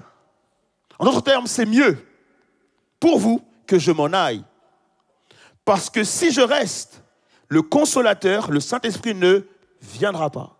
Donc, il faut que je m'en aille et c'est mieux pour vous. Pourquoi? Parce que si je reste là, pour me trouver, il va falloir que tu quittes la France pour aller en Israël pour le trouver. Il faudra que tu quittes les États-Unis pour aller en Israël. Il faudra que tu quittes l'Inde pour aller en Israël. Il faudra que tu quittes l'Australie pour aller en Israël. Et tout le monde, pour trouver Jésus, seront obligés d'aller là où se trouve Jésus. Mais il a dit qu'il est avantageux que je m'en aille. Parce que si je m'en vais, et que le consolateur vient, alors je serai en vous. Et vous n'aurez plus besoin d'aller à Jérusalem pour me chercher. Là où tu seras, Jésus sera là avec toi. Et c'est Jésus qui déclare, c'est mieux maintenant qu'avant. Est-ce qu'on peut être d'accord avec ça ou pas? La différence donc qu'il y a entre nous et la femme en perte de sang, nous et le centenier, ce n'est pas du coup la zone géographique, ce n'est pas du tout la présence de Jésus ou non, ce n'est plus du tout ça en fait. La différence qu'il y a entre nous et eux, c'est juste la foi. Et donc du coup, nous devons comprendre que nous devons activer notre foi. La foi du coup. La foi vient d'une révélation et non du désir. On désire beaucoup de choses, mais la foi vient d'une révélation et non du désir. Romains 10, 17 dit, la Bible dit que la foi vient de ce qu'on entend, et ce qu'on entend vient d'où? De la parole de Dieu. La foi vient de ce qu'on entend, et ce qu'on entend vient de la parole de Dieu. Notre problème à nous, c'est que souvent on cherche une solution à nos problèmes. On cherche d'abord une solution, on est focus. Qu'est-ce qu'il faut trouver comme solution? Qui c'est qui pourrait m'aider? Où est-ce que je pourrais trouver une solution? Est-ce que je dois regarder EMCI TV? Peut-être que sur EMCI TV, ils vont me proposer une solution. Peut-être que finalement, si j'écoute une prédication, je vais peut-être trouver une solution. On va essayer d'appeler un ami pour trouver une solution. On va prendre un entretien pour trouver une solution. On va chercher en fait des solutions. Pourquoi? Parce que en fait, le problème nous met dans une situation d'urgence. Et quand tu es en mode urgence, le gros souci, c'est que tu n'entends pas. Parce que tu es en mode urgence, tu es en mode problème, tu es en mode il faut que je trouve une solution, etc. etc. J'aimerais inviter quelqu'un aujourd'hui à comprendre une chose. Tu dois vraiment comprendre que tu n'as pas à chercher la solution. La solution, elle vient d'en haut. Il ne faut pas la chercher, la solution, il faut juste l'attendre. Juste l'attendre avec foi. En fait, la meilleure qualité que le chrétien a, ce n'est pas de parler. La meilleure qualité que le chrétien a, c'est d'écouter. Tu dois vraiment, en fait, entendre la voix de Dieu. Et bien sûr, le problème, c'est qu'on fuit la Bible. Mais la réalité, les amis, c'est que Dieu parle majoritairement dans la Bible. Et donc, du coup, c'est en lisant la parole de Dieu que tu vas entendre la voix de Dieu. Pas en cherchant une solution, simplement en lisant la parole de Dieu. Dans la parole de Dieu, il y a ta solution. Pourquoi? Parce que le livre que tu lis, en fait, n'est pas juste un roman, mais il a été écrit par la personne du Saint-Esprit. Et tu as ta solution à l'intérieur. Deuxièmement, une révélation n'est pas une information. Vous savez, lorsqu'on a des problèmes, en fait, on va dire, voilà, j'ai un gros problème, il faut que je trouve un travail, parce que si je ne trouve pas le travail tout de suite, je ne pourrai pas payer mon loyer. Et si je n'arrive pas à payer mon loyer, ben, le propriétaire va me virer. Je n'ai que quelques mois à tenir avec le peu d'économie que j'ai. Et donc, du coup, j'ai toutes mes informations. Il me faut absolument un travail. Ou bien on peut se dire, ok, ben là j'ai 2 enfants, je vais en avoir un troisième, donc du coup là l'appartement il est trop petit, il faut absolument que je trouve un nouvel appartement, ou bien je trouve une nouvelle voiture, parce que la voiture est trop petite, il faut que je trouve et j'ai ça comme problème. Et donc on énumère tous les problèmes qu'on a, mais tous ces problèmes qu'on énumère sont en réalité quoi? Des informations. Et ce sont toutes des informations qu'on énumère tout le temps, etc., etc. Mais la Bible est claire par rapport à ça, c'est qu'on ne doit pas vivre en fonction de nos informations, mais on doit vivre en fonction d'une révélation. Et plus on reste dans le domaine de l'information, moins on peut saisir, moins on peut capter l'information. En fait, lorsque tu pries, Dieu entend. Tu lui as prié, tu lui as dit ton problème, tu en as parlé avec des amis, tu en as parlé avec ton pasteur, tu en as parlé avec des frères, tu en as parlé avec des sœurs, et tu as répété ton problème plusieurs fois. Mais à force de répéter, en fait, tu restes dans le domaine de l'information. L'information, c'est quelque chose qui est humain. L'information, c'est quelque chose qui est normal. Personne ne pourra te reprocher d'avoir toutes ces informations. Mais l'idée, c'est que tu ne peux pas rester simplement au niveau de l'information, parce que c'est juste humain. Tu as besoin de passer au niveau de la révélation, ce qui est divin. Et lorsque tu reçois quelque chose qui est divin, eh ben, ça enlève toutes les informations que tu avais. Est-ce qu'on est d'accord avec ça ou pas? Et donc, du coup, je voudrais vraiment que tu comprennes que tu ne dois pas laisser le diable voler tes promesses à cause de toutes les informations que tu te répètes à longueur de journée, qui te font peur, qui te mettent dans l'inquiétude, etc., etc. Tu te dis, j'arriverai pas à faire ce travail, j'arriverai pas à payer mon loyer, je suis en galère financièrement, je sens qu'il y a une facture qui va tomber, je ne pourrai pas payer. En plus de ça, je viens de recevoir une amende. En plus de ça, il y a ceci qui se passe, il y a ceci qui prend place. En plus de ça, ben, je viens d'avoir un accident et j'ai un problème au niveau de ma carrosserie. Et donc, en fait, les problèmes viennent les uns après les autres. Et toi, tu as toutes ces informations informations, tu portes toutes ces informations en toi et à cause de cela, tu n'arrives pas à recevoir la révélation. Il y a quelqu'un qui a besoin de lâcher prise ce matin. Est-ce qu'on est d'accord avec ça ou pas? Il y a quelqu'un qui a besoin de lâcher prise et de dire, Seigneur, mais en fait, toutes ces informations, tu les connais. Toutes les informations-là, je les connais bien. J'ai besoin de les mettre de côté pour recevoir la révélation. On a besoin de recevoir une révélation. Je vais te dire ce matin, et ce n'est pas pour te critiquer, et ce n'est pas du tout vraiment pour te rabaisser, ni pour te mépriser, que personne ne se sente méprisé par rapport à ce que je vais dire. Mais c'est important que je te puisse te le dire. Si ce matin, tu es inquiet, c'est parce que tu as trop d'informations et que tu n'as pas de révélation. C'est la seule et unique raison de ton inquiétude, c'est que tu n'as pas de révélation. Et au lieu de chercher la révélation, tu continues à chercher des informations. C'est notre problème, c'est vraiment ça. J'ai un problème financier et je ne sais pas comment pouvoir le régler, je ne sais pas comment pouvoir le résoudre. Et donc, du coup, je ne cherche pas la révélation de Dieu par rapport à ça. Je ne dis pas, Seigneur, voilà, tu vois, j'ai un problème financier. Tu vois, j'ai une situation qui est vraiment compliquée. C'est vraiment chaotique. Il me faut une solution. Mais j'aimerais d'abord savoir ce que tu en penses. Maintenant, nous, on ne fait pas ça. On va chercher à résoudre le problème. Et malheureusement, en cherchant à résoudre le problème, qu'est-ce qui se passe? C'est qu'il y a un autre problème qui s'ajoute. Et on est blindé d'informations alors que ce qu'il nous faut, c'est une révélation. Est-ce que ce matin, quelqu'un veut se connecter à Dieu pour recevoir sa révélation et pas son unique information? La révélation, c'est quelque chose d'important, mais parfois, justement, à cause de nombreuses informations, on peut passer à côté de la révélation. En Marc 4, verset 35-41, je vais juste vous le lire. Malheureusement, je ne l'ai pas mis sur les diapos, mais je vais juste vous le lire. Écoutez bien. Il est dit le soir de ce même jour, il leur dit, c'est Jésus qui parle, Jésus dit, passons à l'autre rive, ou passons sur l'autre rive. Et après avoir envoyé la foule, il l'emmène comme il était en bateau. Il y avait aussi d'autres bateaux avec lui. Survient une forte bourrasque. Les vagues se jetaient dans le bateau. Déjà, il se remplissait. Lui dormait. Il dormait à la poupe sur le coussin. Jésus, il est vraiment marrant. En fait, Jésus, il avait prévu de dormir. Parce que si tu n'as pas prévu de dormir, tu ne viens pas avec un coussin. Donc, il n'a pas dormi accidentellement, il avait prévu, ok? Et Jésus dort, du coup. Et donc, du coup, pendant qu'il dort, les disciples, eux, sont agités parce que la mer est agitée, parce que les informations sont là, parce que toutes ces choses sont en train de les faire paniquer. Et donc, du coup, ils commencent à se mettre en mode urgence, ils commencent à paniquer, alors que lui, il dort. Et à un moment donné, ils le réveillent et lui disent, « Maître, nous sommes perdus et tu ne t'en soucies pas. » À ce moment-là, Jésus, en mode fâché, genre, vous m'avez dérangé, ça se trouve, c'est un beau rêve. Il se réveille et dit, réveillé, il raboie le vent avec colère et dit à la mer, silence, tais-toi. Le vent tomba et un grand calme se fit. Puis il leur dit, mais pourquoi êtes-vous peureux? N'avez-vous pas encore de foi? Ils furent saisis d'une grande crainte et ils se disaient les uns aux autres, qui est-il donc celui-ci qui même le vent et la mer obéissent? En fait, moi ma question c'est, pourquoi Jésus leur a dit ça? Pourquoi Jésus leur a dit, mais pourquoi vous avez peur? Pourquoi vous n'avez pas beaucoup de foi? En fait, il leur a dit ça tout simplement parce que juste avant, il leur avait dit, il leur a pas dit on va faire juste un voyage sur l'eau, il leur a pas dit juste on va visiter, il leur a dit écoutez les gars, on va passer de l'autre côté. C'était ça la parole de Jésus, est-ce qu'on est d'accord avec pas? Et comme il s'est passé beaucoup de situations après, donc le vent, la tempête, etc., les informations, fait qu'ils ont oublié en fait la parole de Jésus.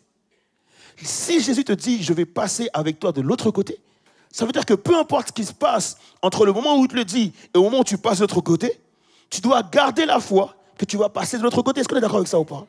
Et c'est ça le problème, c'est qu'en fait, trop d'informations finissent quelque part par envahir nos têtes, nos pensées, notre âme. Et donc, du coup, on est bloqué par trop d'informations. Et du coup, on n'a pas de place pour la révélation. Dis à ton voisin, fais de la place pour la révélation. Fais de la place pour la révélation. Oublie ces informations, mets de côté ces informations et fais de la place pour la révélation. Oublie ce qui t'inquiète, mets de côté ce qui t'inquiète, mets de côté ton inquiétude et accueille la révélation. Est-ce qu'on est d'accord avec ça ou pas?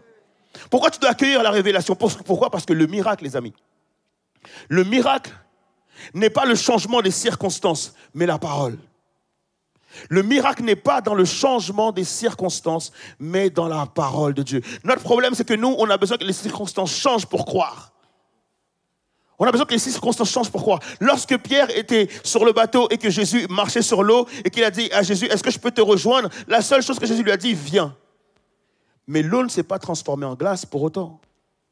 L'eau n'a pas durci, l'eau est restée eau et donc du coup, forcément, il devait marcher sur l'eau par la foi. Et c'est lorsqu'il a déclaré, c'est juste sur ta parole, je viens. Il a marché sur l'eau, mais l'eau n'a pas changé en fait. Pareil, lorsque Jésus lui dit, écoute Pierre, jette ton filet. Et donc Jésus ne lui dit pas, jette ton filet, tu auras des poissons. Il dit juste, jette ton filet. Mais au moment où Pierre doit jeter son filet, il ne voit pas des poissons sauter. Non. L'eau est aussi calme qu'avant. L'eau n'a pas changé. Il fait nuit noire de toute façon, donc il ne voit rien. Il a juste fait confiance à Dieu et dit, Seigneur, sur ta parole, je jette le filet. Je crois, les amis, véritablement, que ce ne sont pas les circonstances qui doivent te montrer ta victoire, mais c'est la parole que tu as reçue de la part de Dieu. Parce que c'est lorsque tu agis selon la parole que tu vois ta victoire arriver. Est-ce qu'on est d'accord avec ça ou pas? Il y a un homme qui s'appelait John Lake, qui un jour, justement, à l'âge de 16 ans, il avait un problème au niveau de sa jambe. Et il était de confession méthodiste, donc il allait à l'église, mais il n'avait pas encore découvert le surnaturel, il n'avait pas encore découvert les dons spirituels, il n'avait pas encore découvert le parler en langue. Et donc, du coup, en fait, à un moment donné, il y a un prédicateur, justement, qui parle du surnaturel, qui guérit des gens. Et donc, du coup, il se met à suivre ce prédicateur. Et pendant qu'il suit ce prédicateur, du coup, effectivement, il va pouvoir lui dire, écoute, ma jambe, j'ai un problème au niveau de la jambe. Le gars va prier pour lui et il va être guéri au niveau de sa jambe. Quelques années plus tard, John Lake va se fiancer, va se marier. 2 ans après son mariage, sa femme va avoir une attaque cardiaque, elle va avoir un problème au niveau du cœur. Ce problème au niveau du cœur va durer 5 ans. Pendant 5 ans, il prie, pendant 5 ans, il ne se passe rien.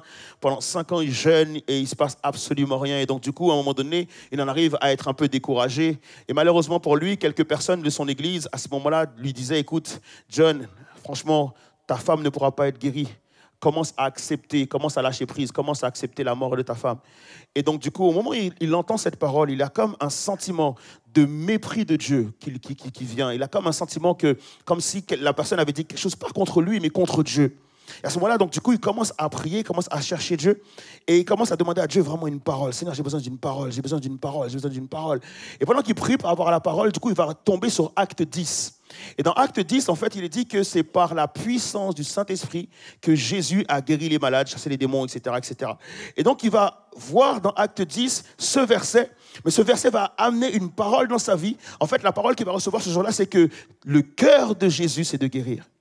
Et au moment où il reçoit cette parole, que le cœur de Jésus c'est de guérir, ça le fait rentrer dans la chambre où il y a sa femme qui est allongée. Et à ce moment-là, il va prier pour elle et à partir de là, sa femme sera totalement guérie. En fait, il est allé sur une parole et Dieu a littéralement guéri sa femme par rapport à ça. Et la vie de John Lake, après ce miracle-là, n'a pas été de dire « Seigneur, je veux être capable de guérir ». Sa prière, ça a été de dire « Seigneur, je veux être une réponse pour ce monde ». Et John Lake a eu un ministère extraordinaire de guérison. On l'appelle l'homme aux 100 000 guérisons. La parole est quelque chose de vraiment très important.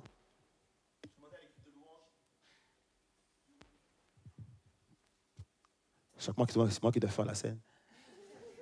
Voilà, l'équipe de louange de revenir. Je te demande à Mathias aussi si tu peux revenir. Je ne sais pas où est-ce que tu es dans ta vie par rapport à ta propre situation. Mais je crois, pour l'avoir déjà expérimenté, qu'il y a des jours dans nos vies où Dieu est littéralement le seul recours. Le texte qu'on a lu tout à l'heure nous dit que la parole de Dieu, la promesse de Dieu, Dieu lui-même est pour nous comme une ancre. Je ne sais pas si vous avez déjà vu sur un bateau l'ancre. Mais on est tous d'accord que l'ancre est bien plus petit que le bateau. On est d'accord avec ça ou pas? Moi, je me suis toujours demandé, alors comment se fait-il que lorsque tu poses l'ancre, qu'il arrive à retenir un bateau? Et en fait, en posant la question à quelques personnes, fait, m'ont fait comprendre qu'en fait, Abed, l'ancre retient le bateau parce que l'ancre est au sol. Et tant que l'ancre est au sol, au fond de la mer, bien au sol, il retient le bateau. Parfois, les amis, on a besoin de comprendre que dans nos pires difficultés, ce dont nous avons besoin, c'est une parole de Dieu. Ce dont nous avons besoin, c'est une encre. C'est d'une encre que nous avons besoin. Et ce matin, je veux que tu comprennes que tu as besoin d'une encre. Parce que la vie n'est pas simple. Parce que la vie est parfois compliquée. Et parfois, la vie te vole des êtres chers. Parfois, la vie, vraiment te fait souffrir. Et des fois, on a besoin de comprendre qu'il y a une promesse de Dieu. Il y a une parole de Dieu qui dit qu'il prendra soin de nous, qui dit qu'il sera avec nous tous les jours de notre vie. Mais malheureusement, face à cette parole de Dieu, l'ennemi se lève et se dit, je ne veux pas que celui-ci, celle-là, puisse marcher en fonction de la parole qu'il a reçue. Je ne sais pas si vous comprenez, mais il y a des grands ministères qui ont fonctionné juste sur le fait qu'ils ont entendu une fois. Rien n'est impossible à celui qui croit. Je dis, c'est pas possible. 50 ans de ministère, juste avec une parole. Tu te dis qu'une parole, c'est trop petit. Oui, l'ancre est plus petit que le bateau. Mais s'il est bien enfoncé, s'il est bien enfoncé dans la mer, et s'il est posé sur le sol, le bateau ne bouge pas. J'ai envie de te dire qu'une seule parole de Dieu te suffit pour tenir face à toutes les détresses et toutes les forteresses et tous les problèmes de ta vie. C'est des choses que moi-même personnellement j'ai expérimentées. Parce qu'on peut être pasteur, on peut être diacre, on peut être évangéliste, mais la vie parfois, la vie est juste trop compliquée. Et il est vrai que parfois, il m'est arrivé dans ma vie d'avoir une parole de Dieu pour dire, Abed, je vais prendre soin de toi. Abed, n'aie pas peur. Tes enfants, je les garde. Tes enfants, ils sont avec moi. Mais lorsqu'effectivement, tu sais que tu as des enfants et tu sais que tu dois les nourrir et que malheureusement, tu reçois de la part de ton patron une lettre pour te dire qu'il te vire du travail que tu avais et que tu te dis maintenant, avec quel argent, comment je vais faire pour nourrir mes enfants? Et tu te dis, Seigneur, tu m'avais promis que tu allais prendre soin de moi. Mais aujourd'hui, je n'ai plus un sou. Comment je vais faire? Et à ce moment-là, effectivement, tu as envie de quitter. Tu as envie de te dire, Seigneur, je veux t'abandonner. Je veux lâcher. Je ne veux plus retourner à l'église. Je ne veux plus prier. Mais plus tu tires et plus tu essaies de partir et plus l'encre te retient et te permet de revenir. Et je sais qu'il y a des personnes ici où littéralement l'ennemi s'attaque à ta vie tous les jours et tous les jours tu as envie d'abandonner, tous les jours tu as une raison d'abandonner. Je veux changer d'église, j'en ai marre de venir ici, je prie et je n'ai pas de réponse. Alors ma seule solution, c'est d'abandonner l'évangile, c'est d'abandonner la foi, c'est de partir. Mais à chaque fois que tu tires l'encre te ramène encore, parce qu'il est dit que son amour extravagant finit toujours par te ramener. Oui, parfois il m'est arrivé de me dire, mais regarde les gens du monde, ils sont dans le péché, mais ils arrivent à réussir dans leur vie. Alors je me dis, moi aussi, je vais aller dans le péché. Moi aussi, je vais aller dans le monde. Moi aussi, j'en ai marre, mais à chaque fois, je lutte. Mais l'encre me ramène. Mais l'encre me ramène encore. Mais l'encre me ramène encore à Dieu.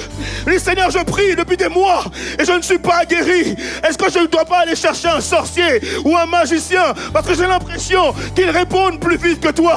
Mais à chaque fois que je veux quitter, mais à chaque fois que je veux abandonner, l'encre me ramène encore. Je dis, Seigneur, mais lâche-moi. J'en ai marre. Je quitte le ministère, mais il me tire encore. Et j'arrive pas à partir. Parce qu'il est mon roc. Parce qu'il est mon roc. Parce qu'il est mon roc. Parce qu'il est mon roc. Parce qu'il est mon roc. Parce qu'il est mon roc.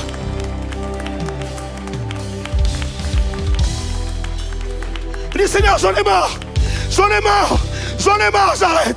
J'en ai marre, j'arrête. Laisse-moi y aller. Laisse-moi partir. Et il me dit, je t'aime trop. Je t'aime trop. Je t'aime trop. Je t'aime trop. Je t'aime.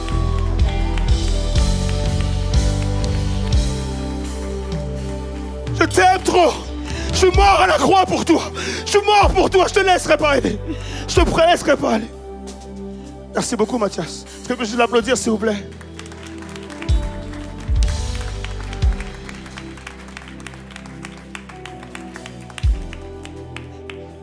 Il est mon roc.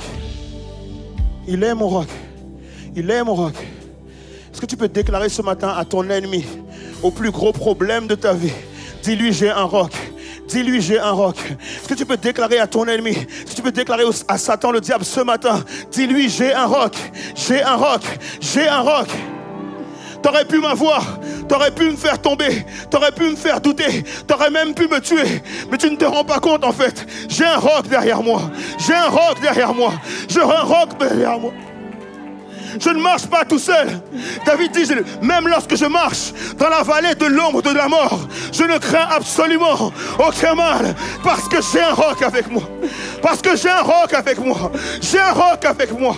Tu ne te rends pas compte. Et tu dis, mais qu'est-ce qui fait qu'Abed, à chaque dimanche, il continue de prêcher, il continue d'évangéliser, il continue de parler de la part de Dieu? En fait, ça n'a rien à voir avec moi.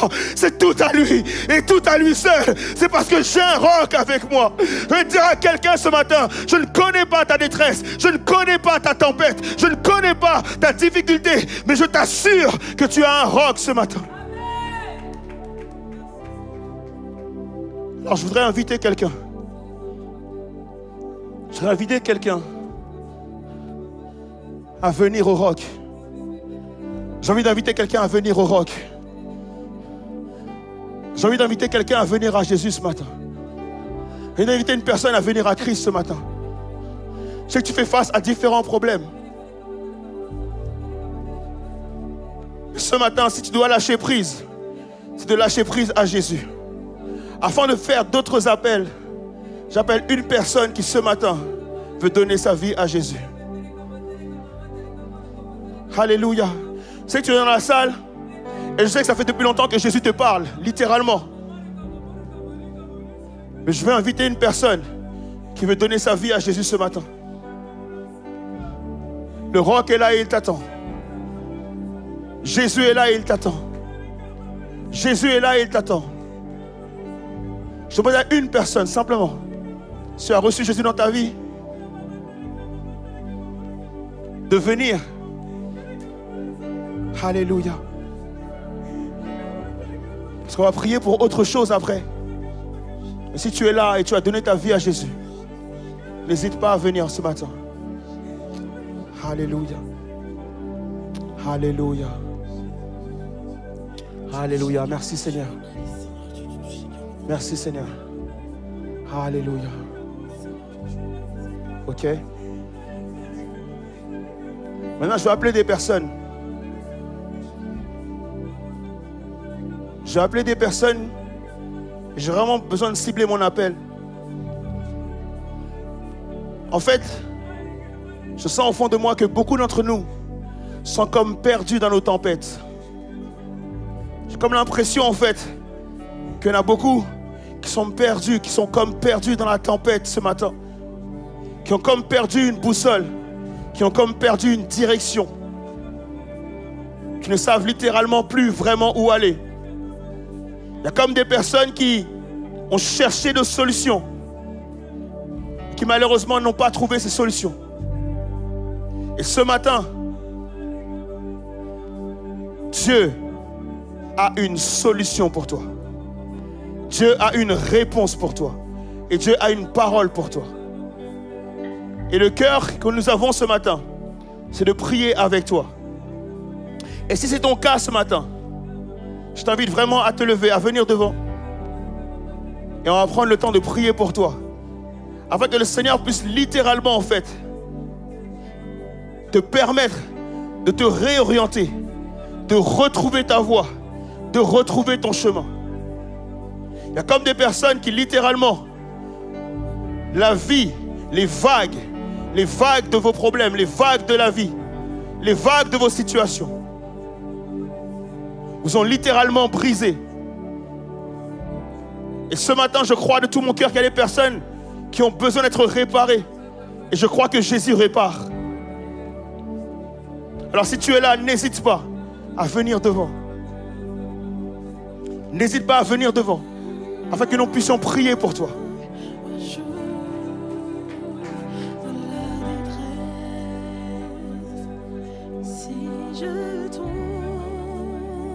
Il y a un roc qui est là pour toi. Il y a un roc qui est là pour toi. Il y a Jésus qui est là pour toi. Dans la tempête, ton âme. Alléluia. Et si vous n'êtes pas levé, on va se lever debout. On va se mettre debout, pardon. On va prier pour toutes les personnes qui s'avancent. Alléluia. Tu es mon roc au jour de la détresse. Et si je tombe, tu me relèves. Dans la tempête, ton amour me ramène au port. Tu es mon seul espoir, Seigneur. Tu es mon roc au jour de la détresse. Et si je tombe, tu me relèves. Dans la tempête, ton amour me ramène au port. Tu es mon seul espoir, Seigneur. Tu es mon roc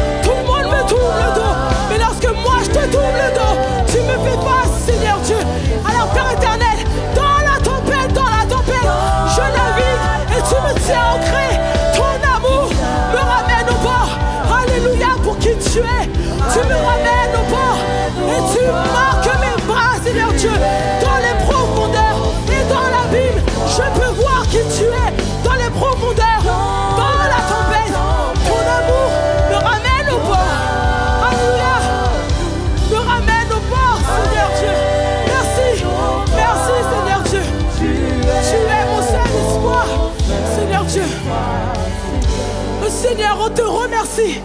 Seigneur Dieu, on te remercie. On te remercie, Père éternel.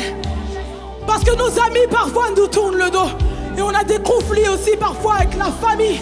Père éternel, mais ce matin on te remercie. Parce que lorsqu'on vacille à droite, à gauche, Père éternel, ton amour nous tient ancrés dans les profondeurs de qui tu es. Et ta parole nous maintient stables, Seigneur Dieu.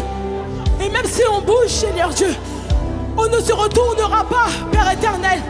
Parce que ton amour nous tient, Seigneur Jésus. Alors merci de nous aimer d'une manière particulière. Merci de nous aimer différemment, malgré les conditions, Seigneur Dieu. Merci pour ce que tu nous donnes. On est imméritant, Seigneur Dieu, mais tu nous donnes quand même. Alléluia, merci pour qui tu es. Dieu aime chacun d'entre nous. Tous les sièges qui sont habités, Dieu aime chacun d'entre nous d'une manière particulière. Alors merci, Seigneur Dieu.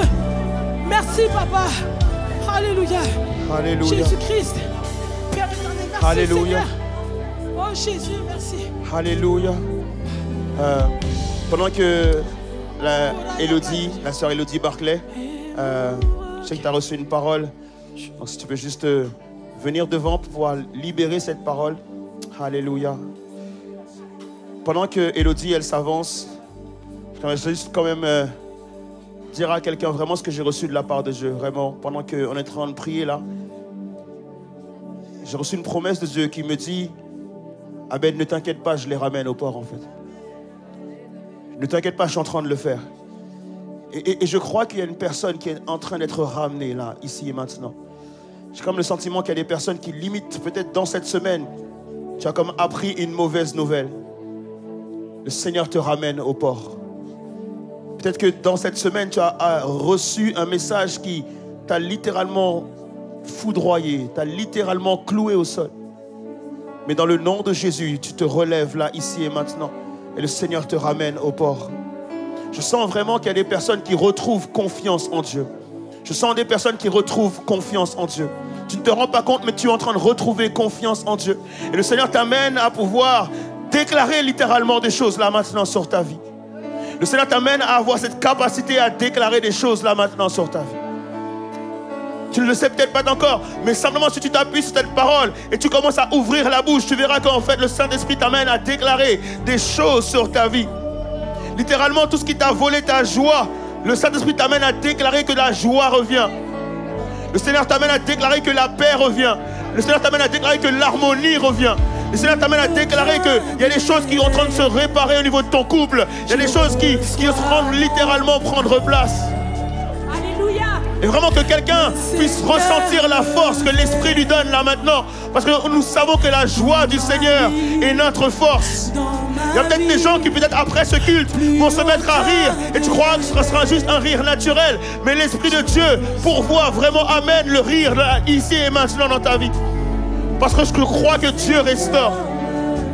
Alors je vais laisser la place à Elodie. Alléluia. Alléluia.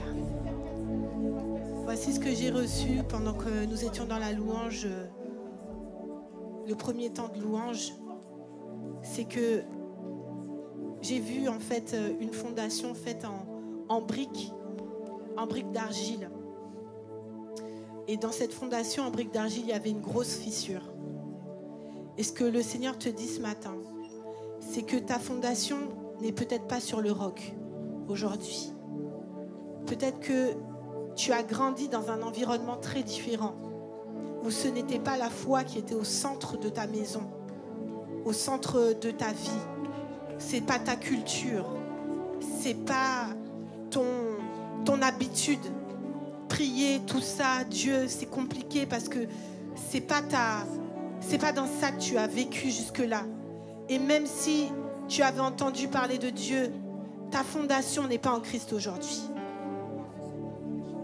Mais le Seigneur te dit que le tremblement que tu ressens, l'ébranlement de tes fondations que tu ressens, cette fissure qu'il y a dans tes briques d'argile, elle est créée parce que tu es dans sa présence. Et dans sa présence, rien ne peut subsister à part son nom. Le Seigneur te dit, ne crains pas. Si tu es ébranlé parce que tu entends, parce que tu vois, parce que tu constates, par les témoignages autour de toi, des gens qui sont guéris, touchés, renouvelés, encouragés, et pas toi, parce que ce ne sont pas tes fondations. Le Seigneur te dit, c'est moi qui permets que tes fondations soient ébranlées à travers la louange, à travers l'adoration, pour que tu puisses retrouver de nouvelles fondations en moi. Et j'ai une deuxième parole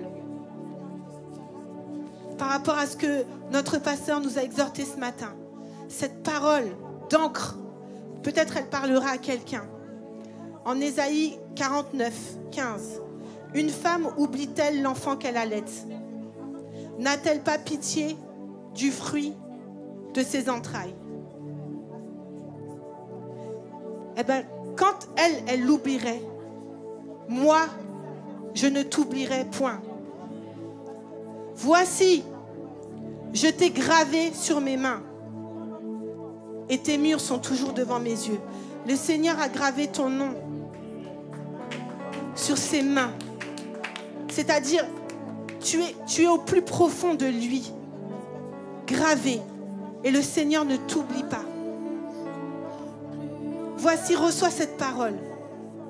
Comment Dieu peut t'oublier si tu es gravé sur ses mains? Alléluia, merci Seigneur.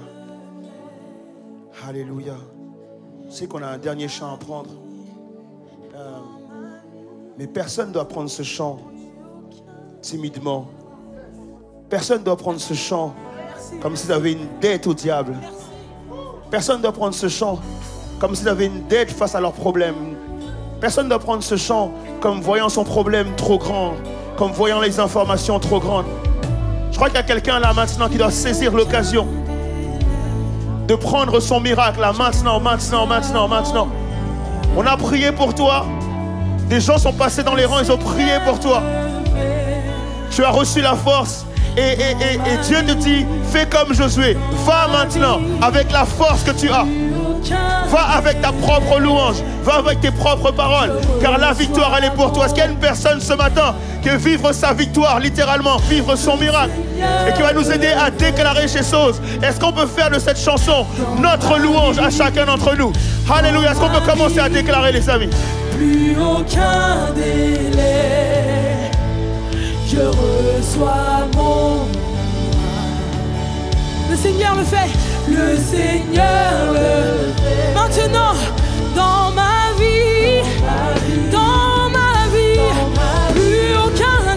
plus aucun délai, je reçois mon miracle. Oui, le Seigneur le fait. Maintenant, dans ma vie, alors plus aucun délai, je reçois. C'est au présent, je reçois maintenant, car le Seigneur le fait. Le Seigneur le fait dans ma vie, encore plus aucun délai, je reçois mon miracle. Oui, car le Seigneur le fait dans ma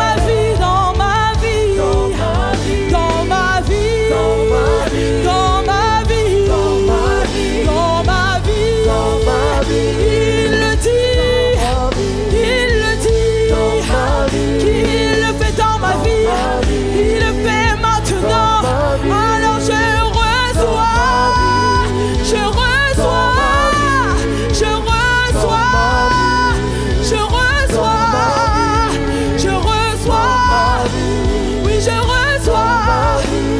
reçois. On déclare qu'il n'y a plus aucun délai. Plus aucun délai, je reçois mon miracle. Le Seigneur le fait, dans ma vie. Alors plus aucun délai, déclare, refuse ce matin, refuse. Je reçois maintenant mon miracle, car le Seigneur le fait, parce qu'il l'a dit, il va le faire dans ma vie, dans la vie de mon voisin, dans la vie de mon enfant, dans la vie de ma vie, dans la vie de ma femme.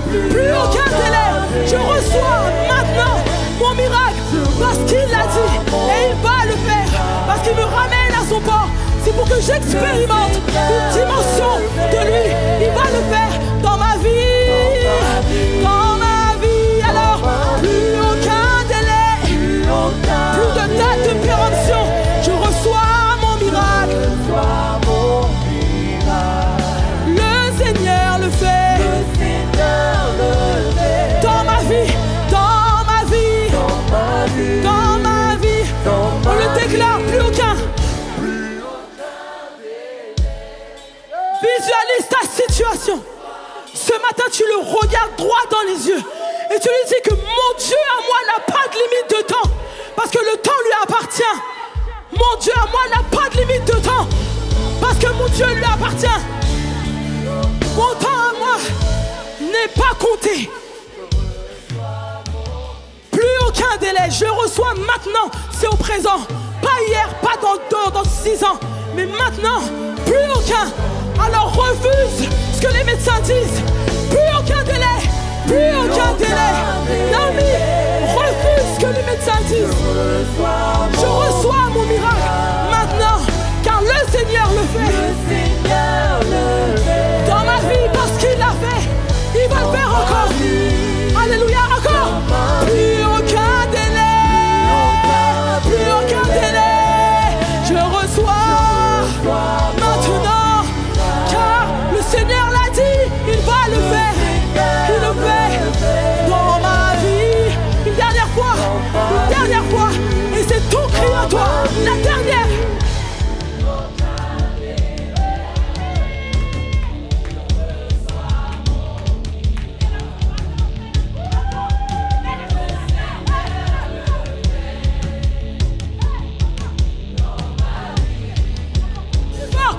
Au début, on chante plus fort. Encore, encore, encore.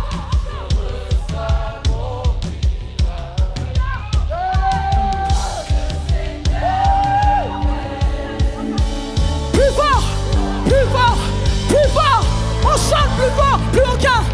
Plus aucun délai. J'ordonne à chaque mur de tomber.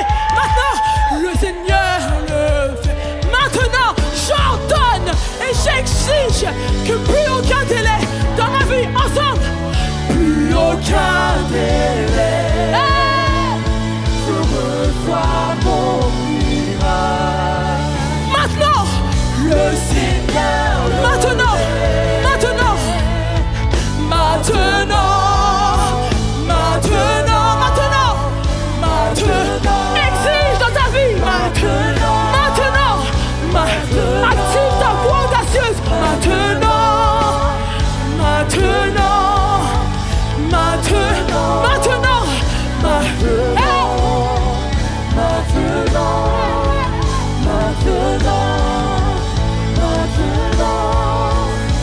maintenant, maintenant, tu es fidèle, fidèle, fidèle. Tu es fidèle, fidèle à jamais. On dit que le Dieu de Moïse, le Dieu de Jacob, le Dieu d'Abraham est ton Dieu aujourd'hui. Parce qu'il ne change pas de génération en génération. Dieu demeure fidèle. S'il l'a fait hier, il va le faire aujourd'hui. Alléluia. Fidèle à jamais. Fidèle à jamais. Fidèle à jamais. Fidèle à jamais, éternellement, à perpétuité. Fidèle à jamais. Oh, fidèle à jamais.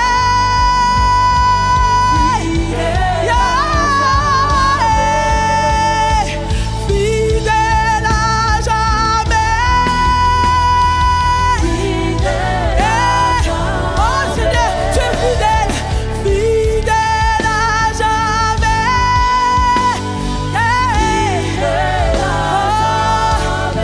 Tu es fidèle, fidèle à jamais. Fidèle à jamais. Alors maintenant qu'il est fidèle, est-ce qu'on peut redéclarer ça une dernière fois? aucun délai. Amen. Je reçois mon miracle. Le Seigneur le fait. Et tu reviendras témoigner, c'est sûr, c'est certain. Plus aucun. Je reçois. Alors reçois. J'ai jamais vu quelqu'un vouloir recevoir sans tendre les bras. Lorsqu'on t'offre un cadeau, tu tends la main. Alors tends la main vers le ciel et prends ton cadeau ce matin. Plus aucun délai. Je reçois maintenant mon miracle. Le Seigneur le fait. Alléluia. Dans ma vie. Encore. Ah, je vais être relou avec ça encore. Plus aucun délai. Je reçois mon miracle. Le Seigneur le fait. Dans ma vie. Et c'est peut-être pour quelqu'un que tu connais, alors chante. Plus aucun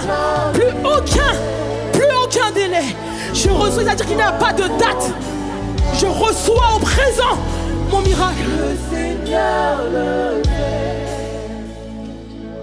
Dans ma vie, dans ma vie.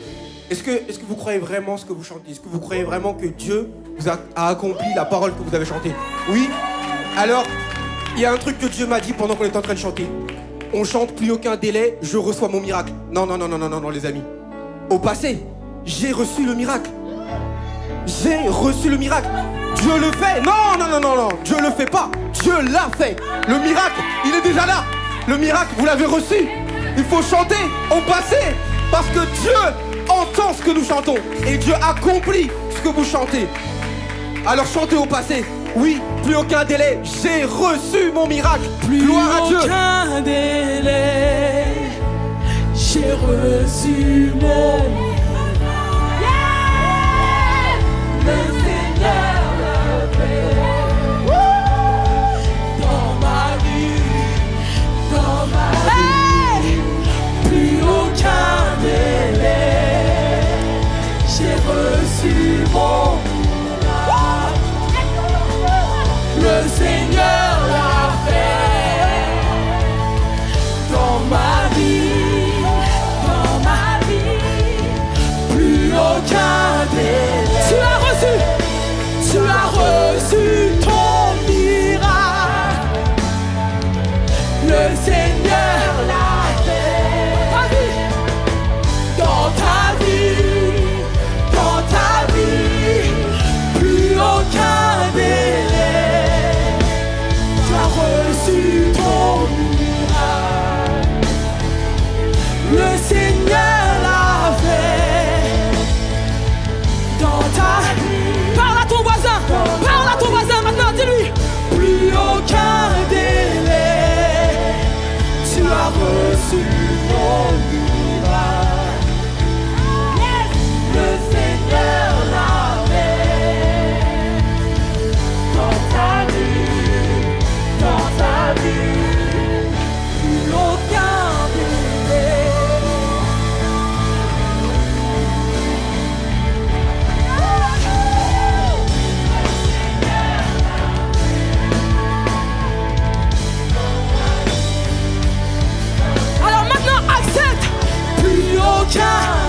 On accepte le miracle. J'ai reçu mon miracle. Ok, c'est accepté. Le Seigneur l'a fait. Dans ma vie, dans ma vie, dans ma vie, dans ma vie, dans ta vie, dans ta vie, dans ta vie, dans ta vie, dans ta vie, dans ta vie.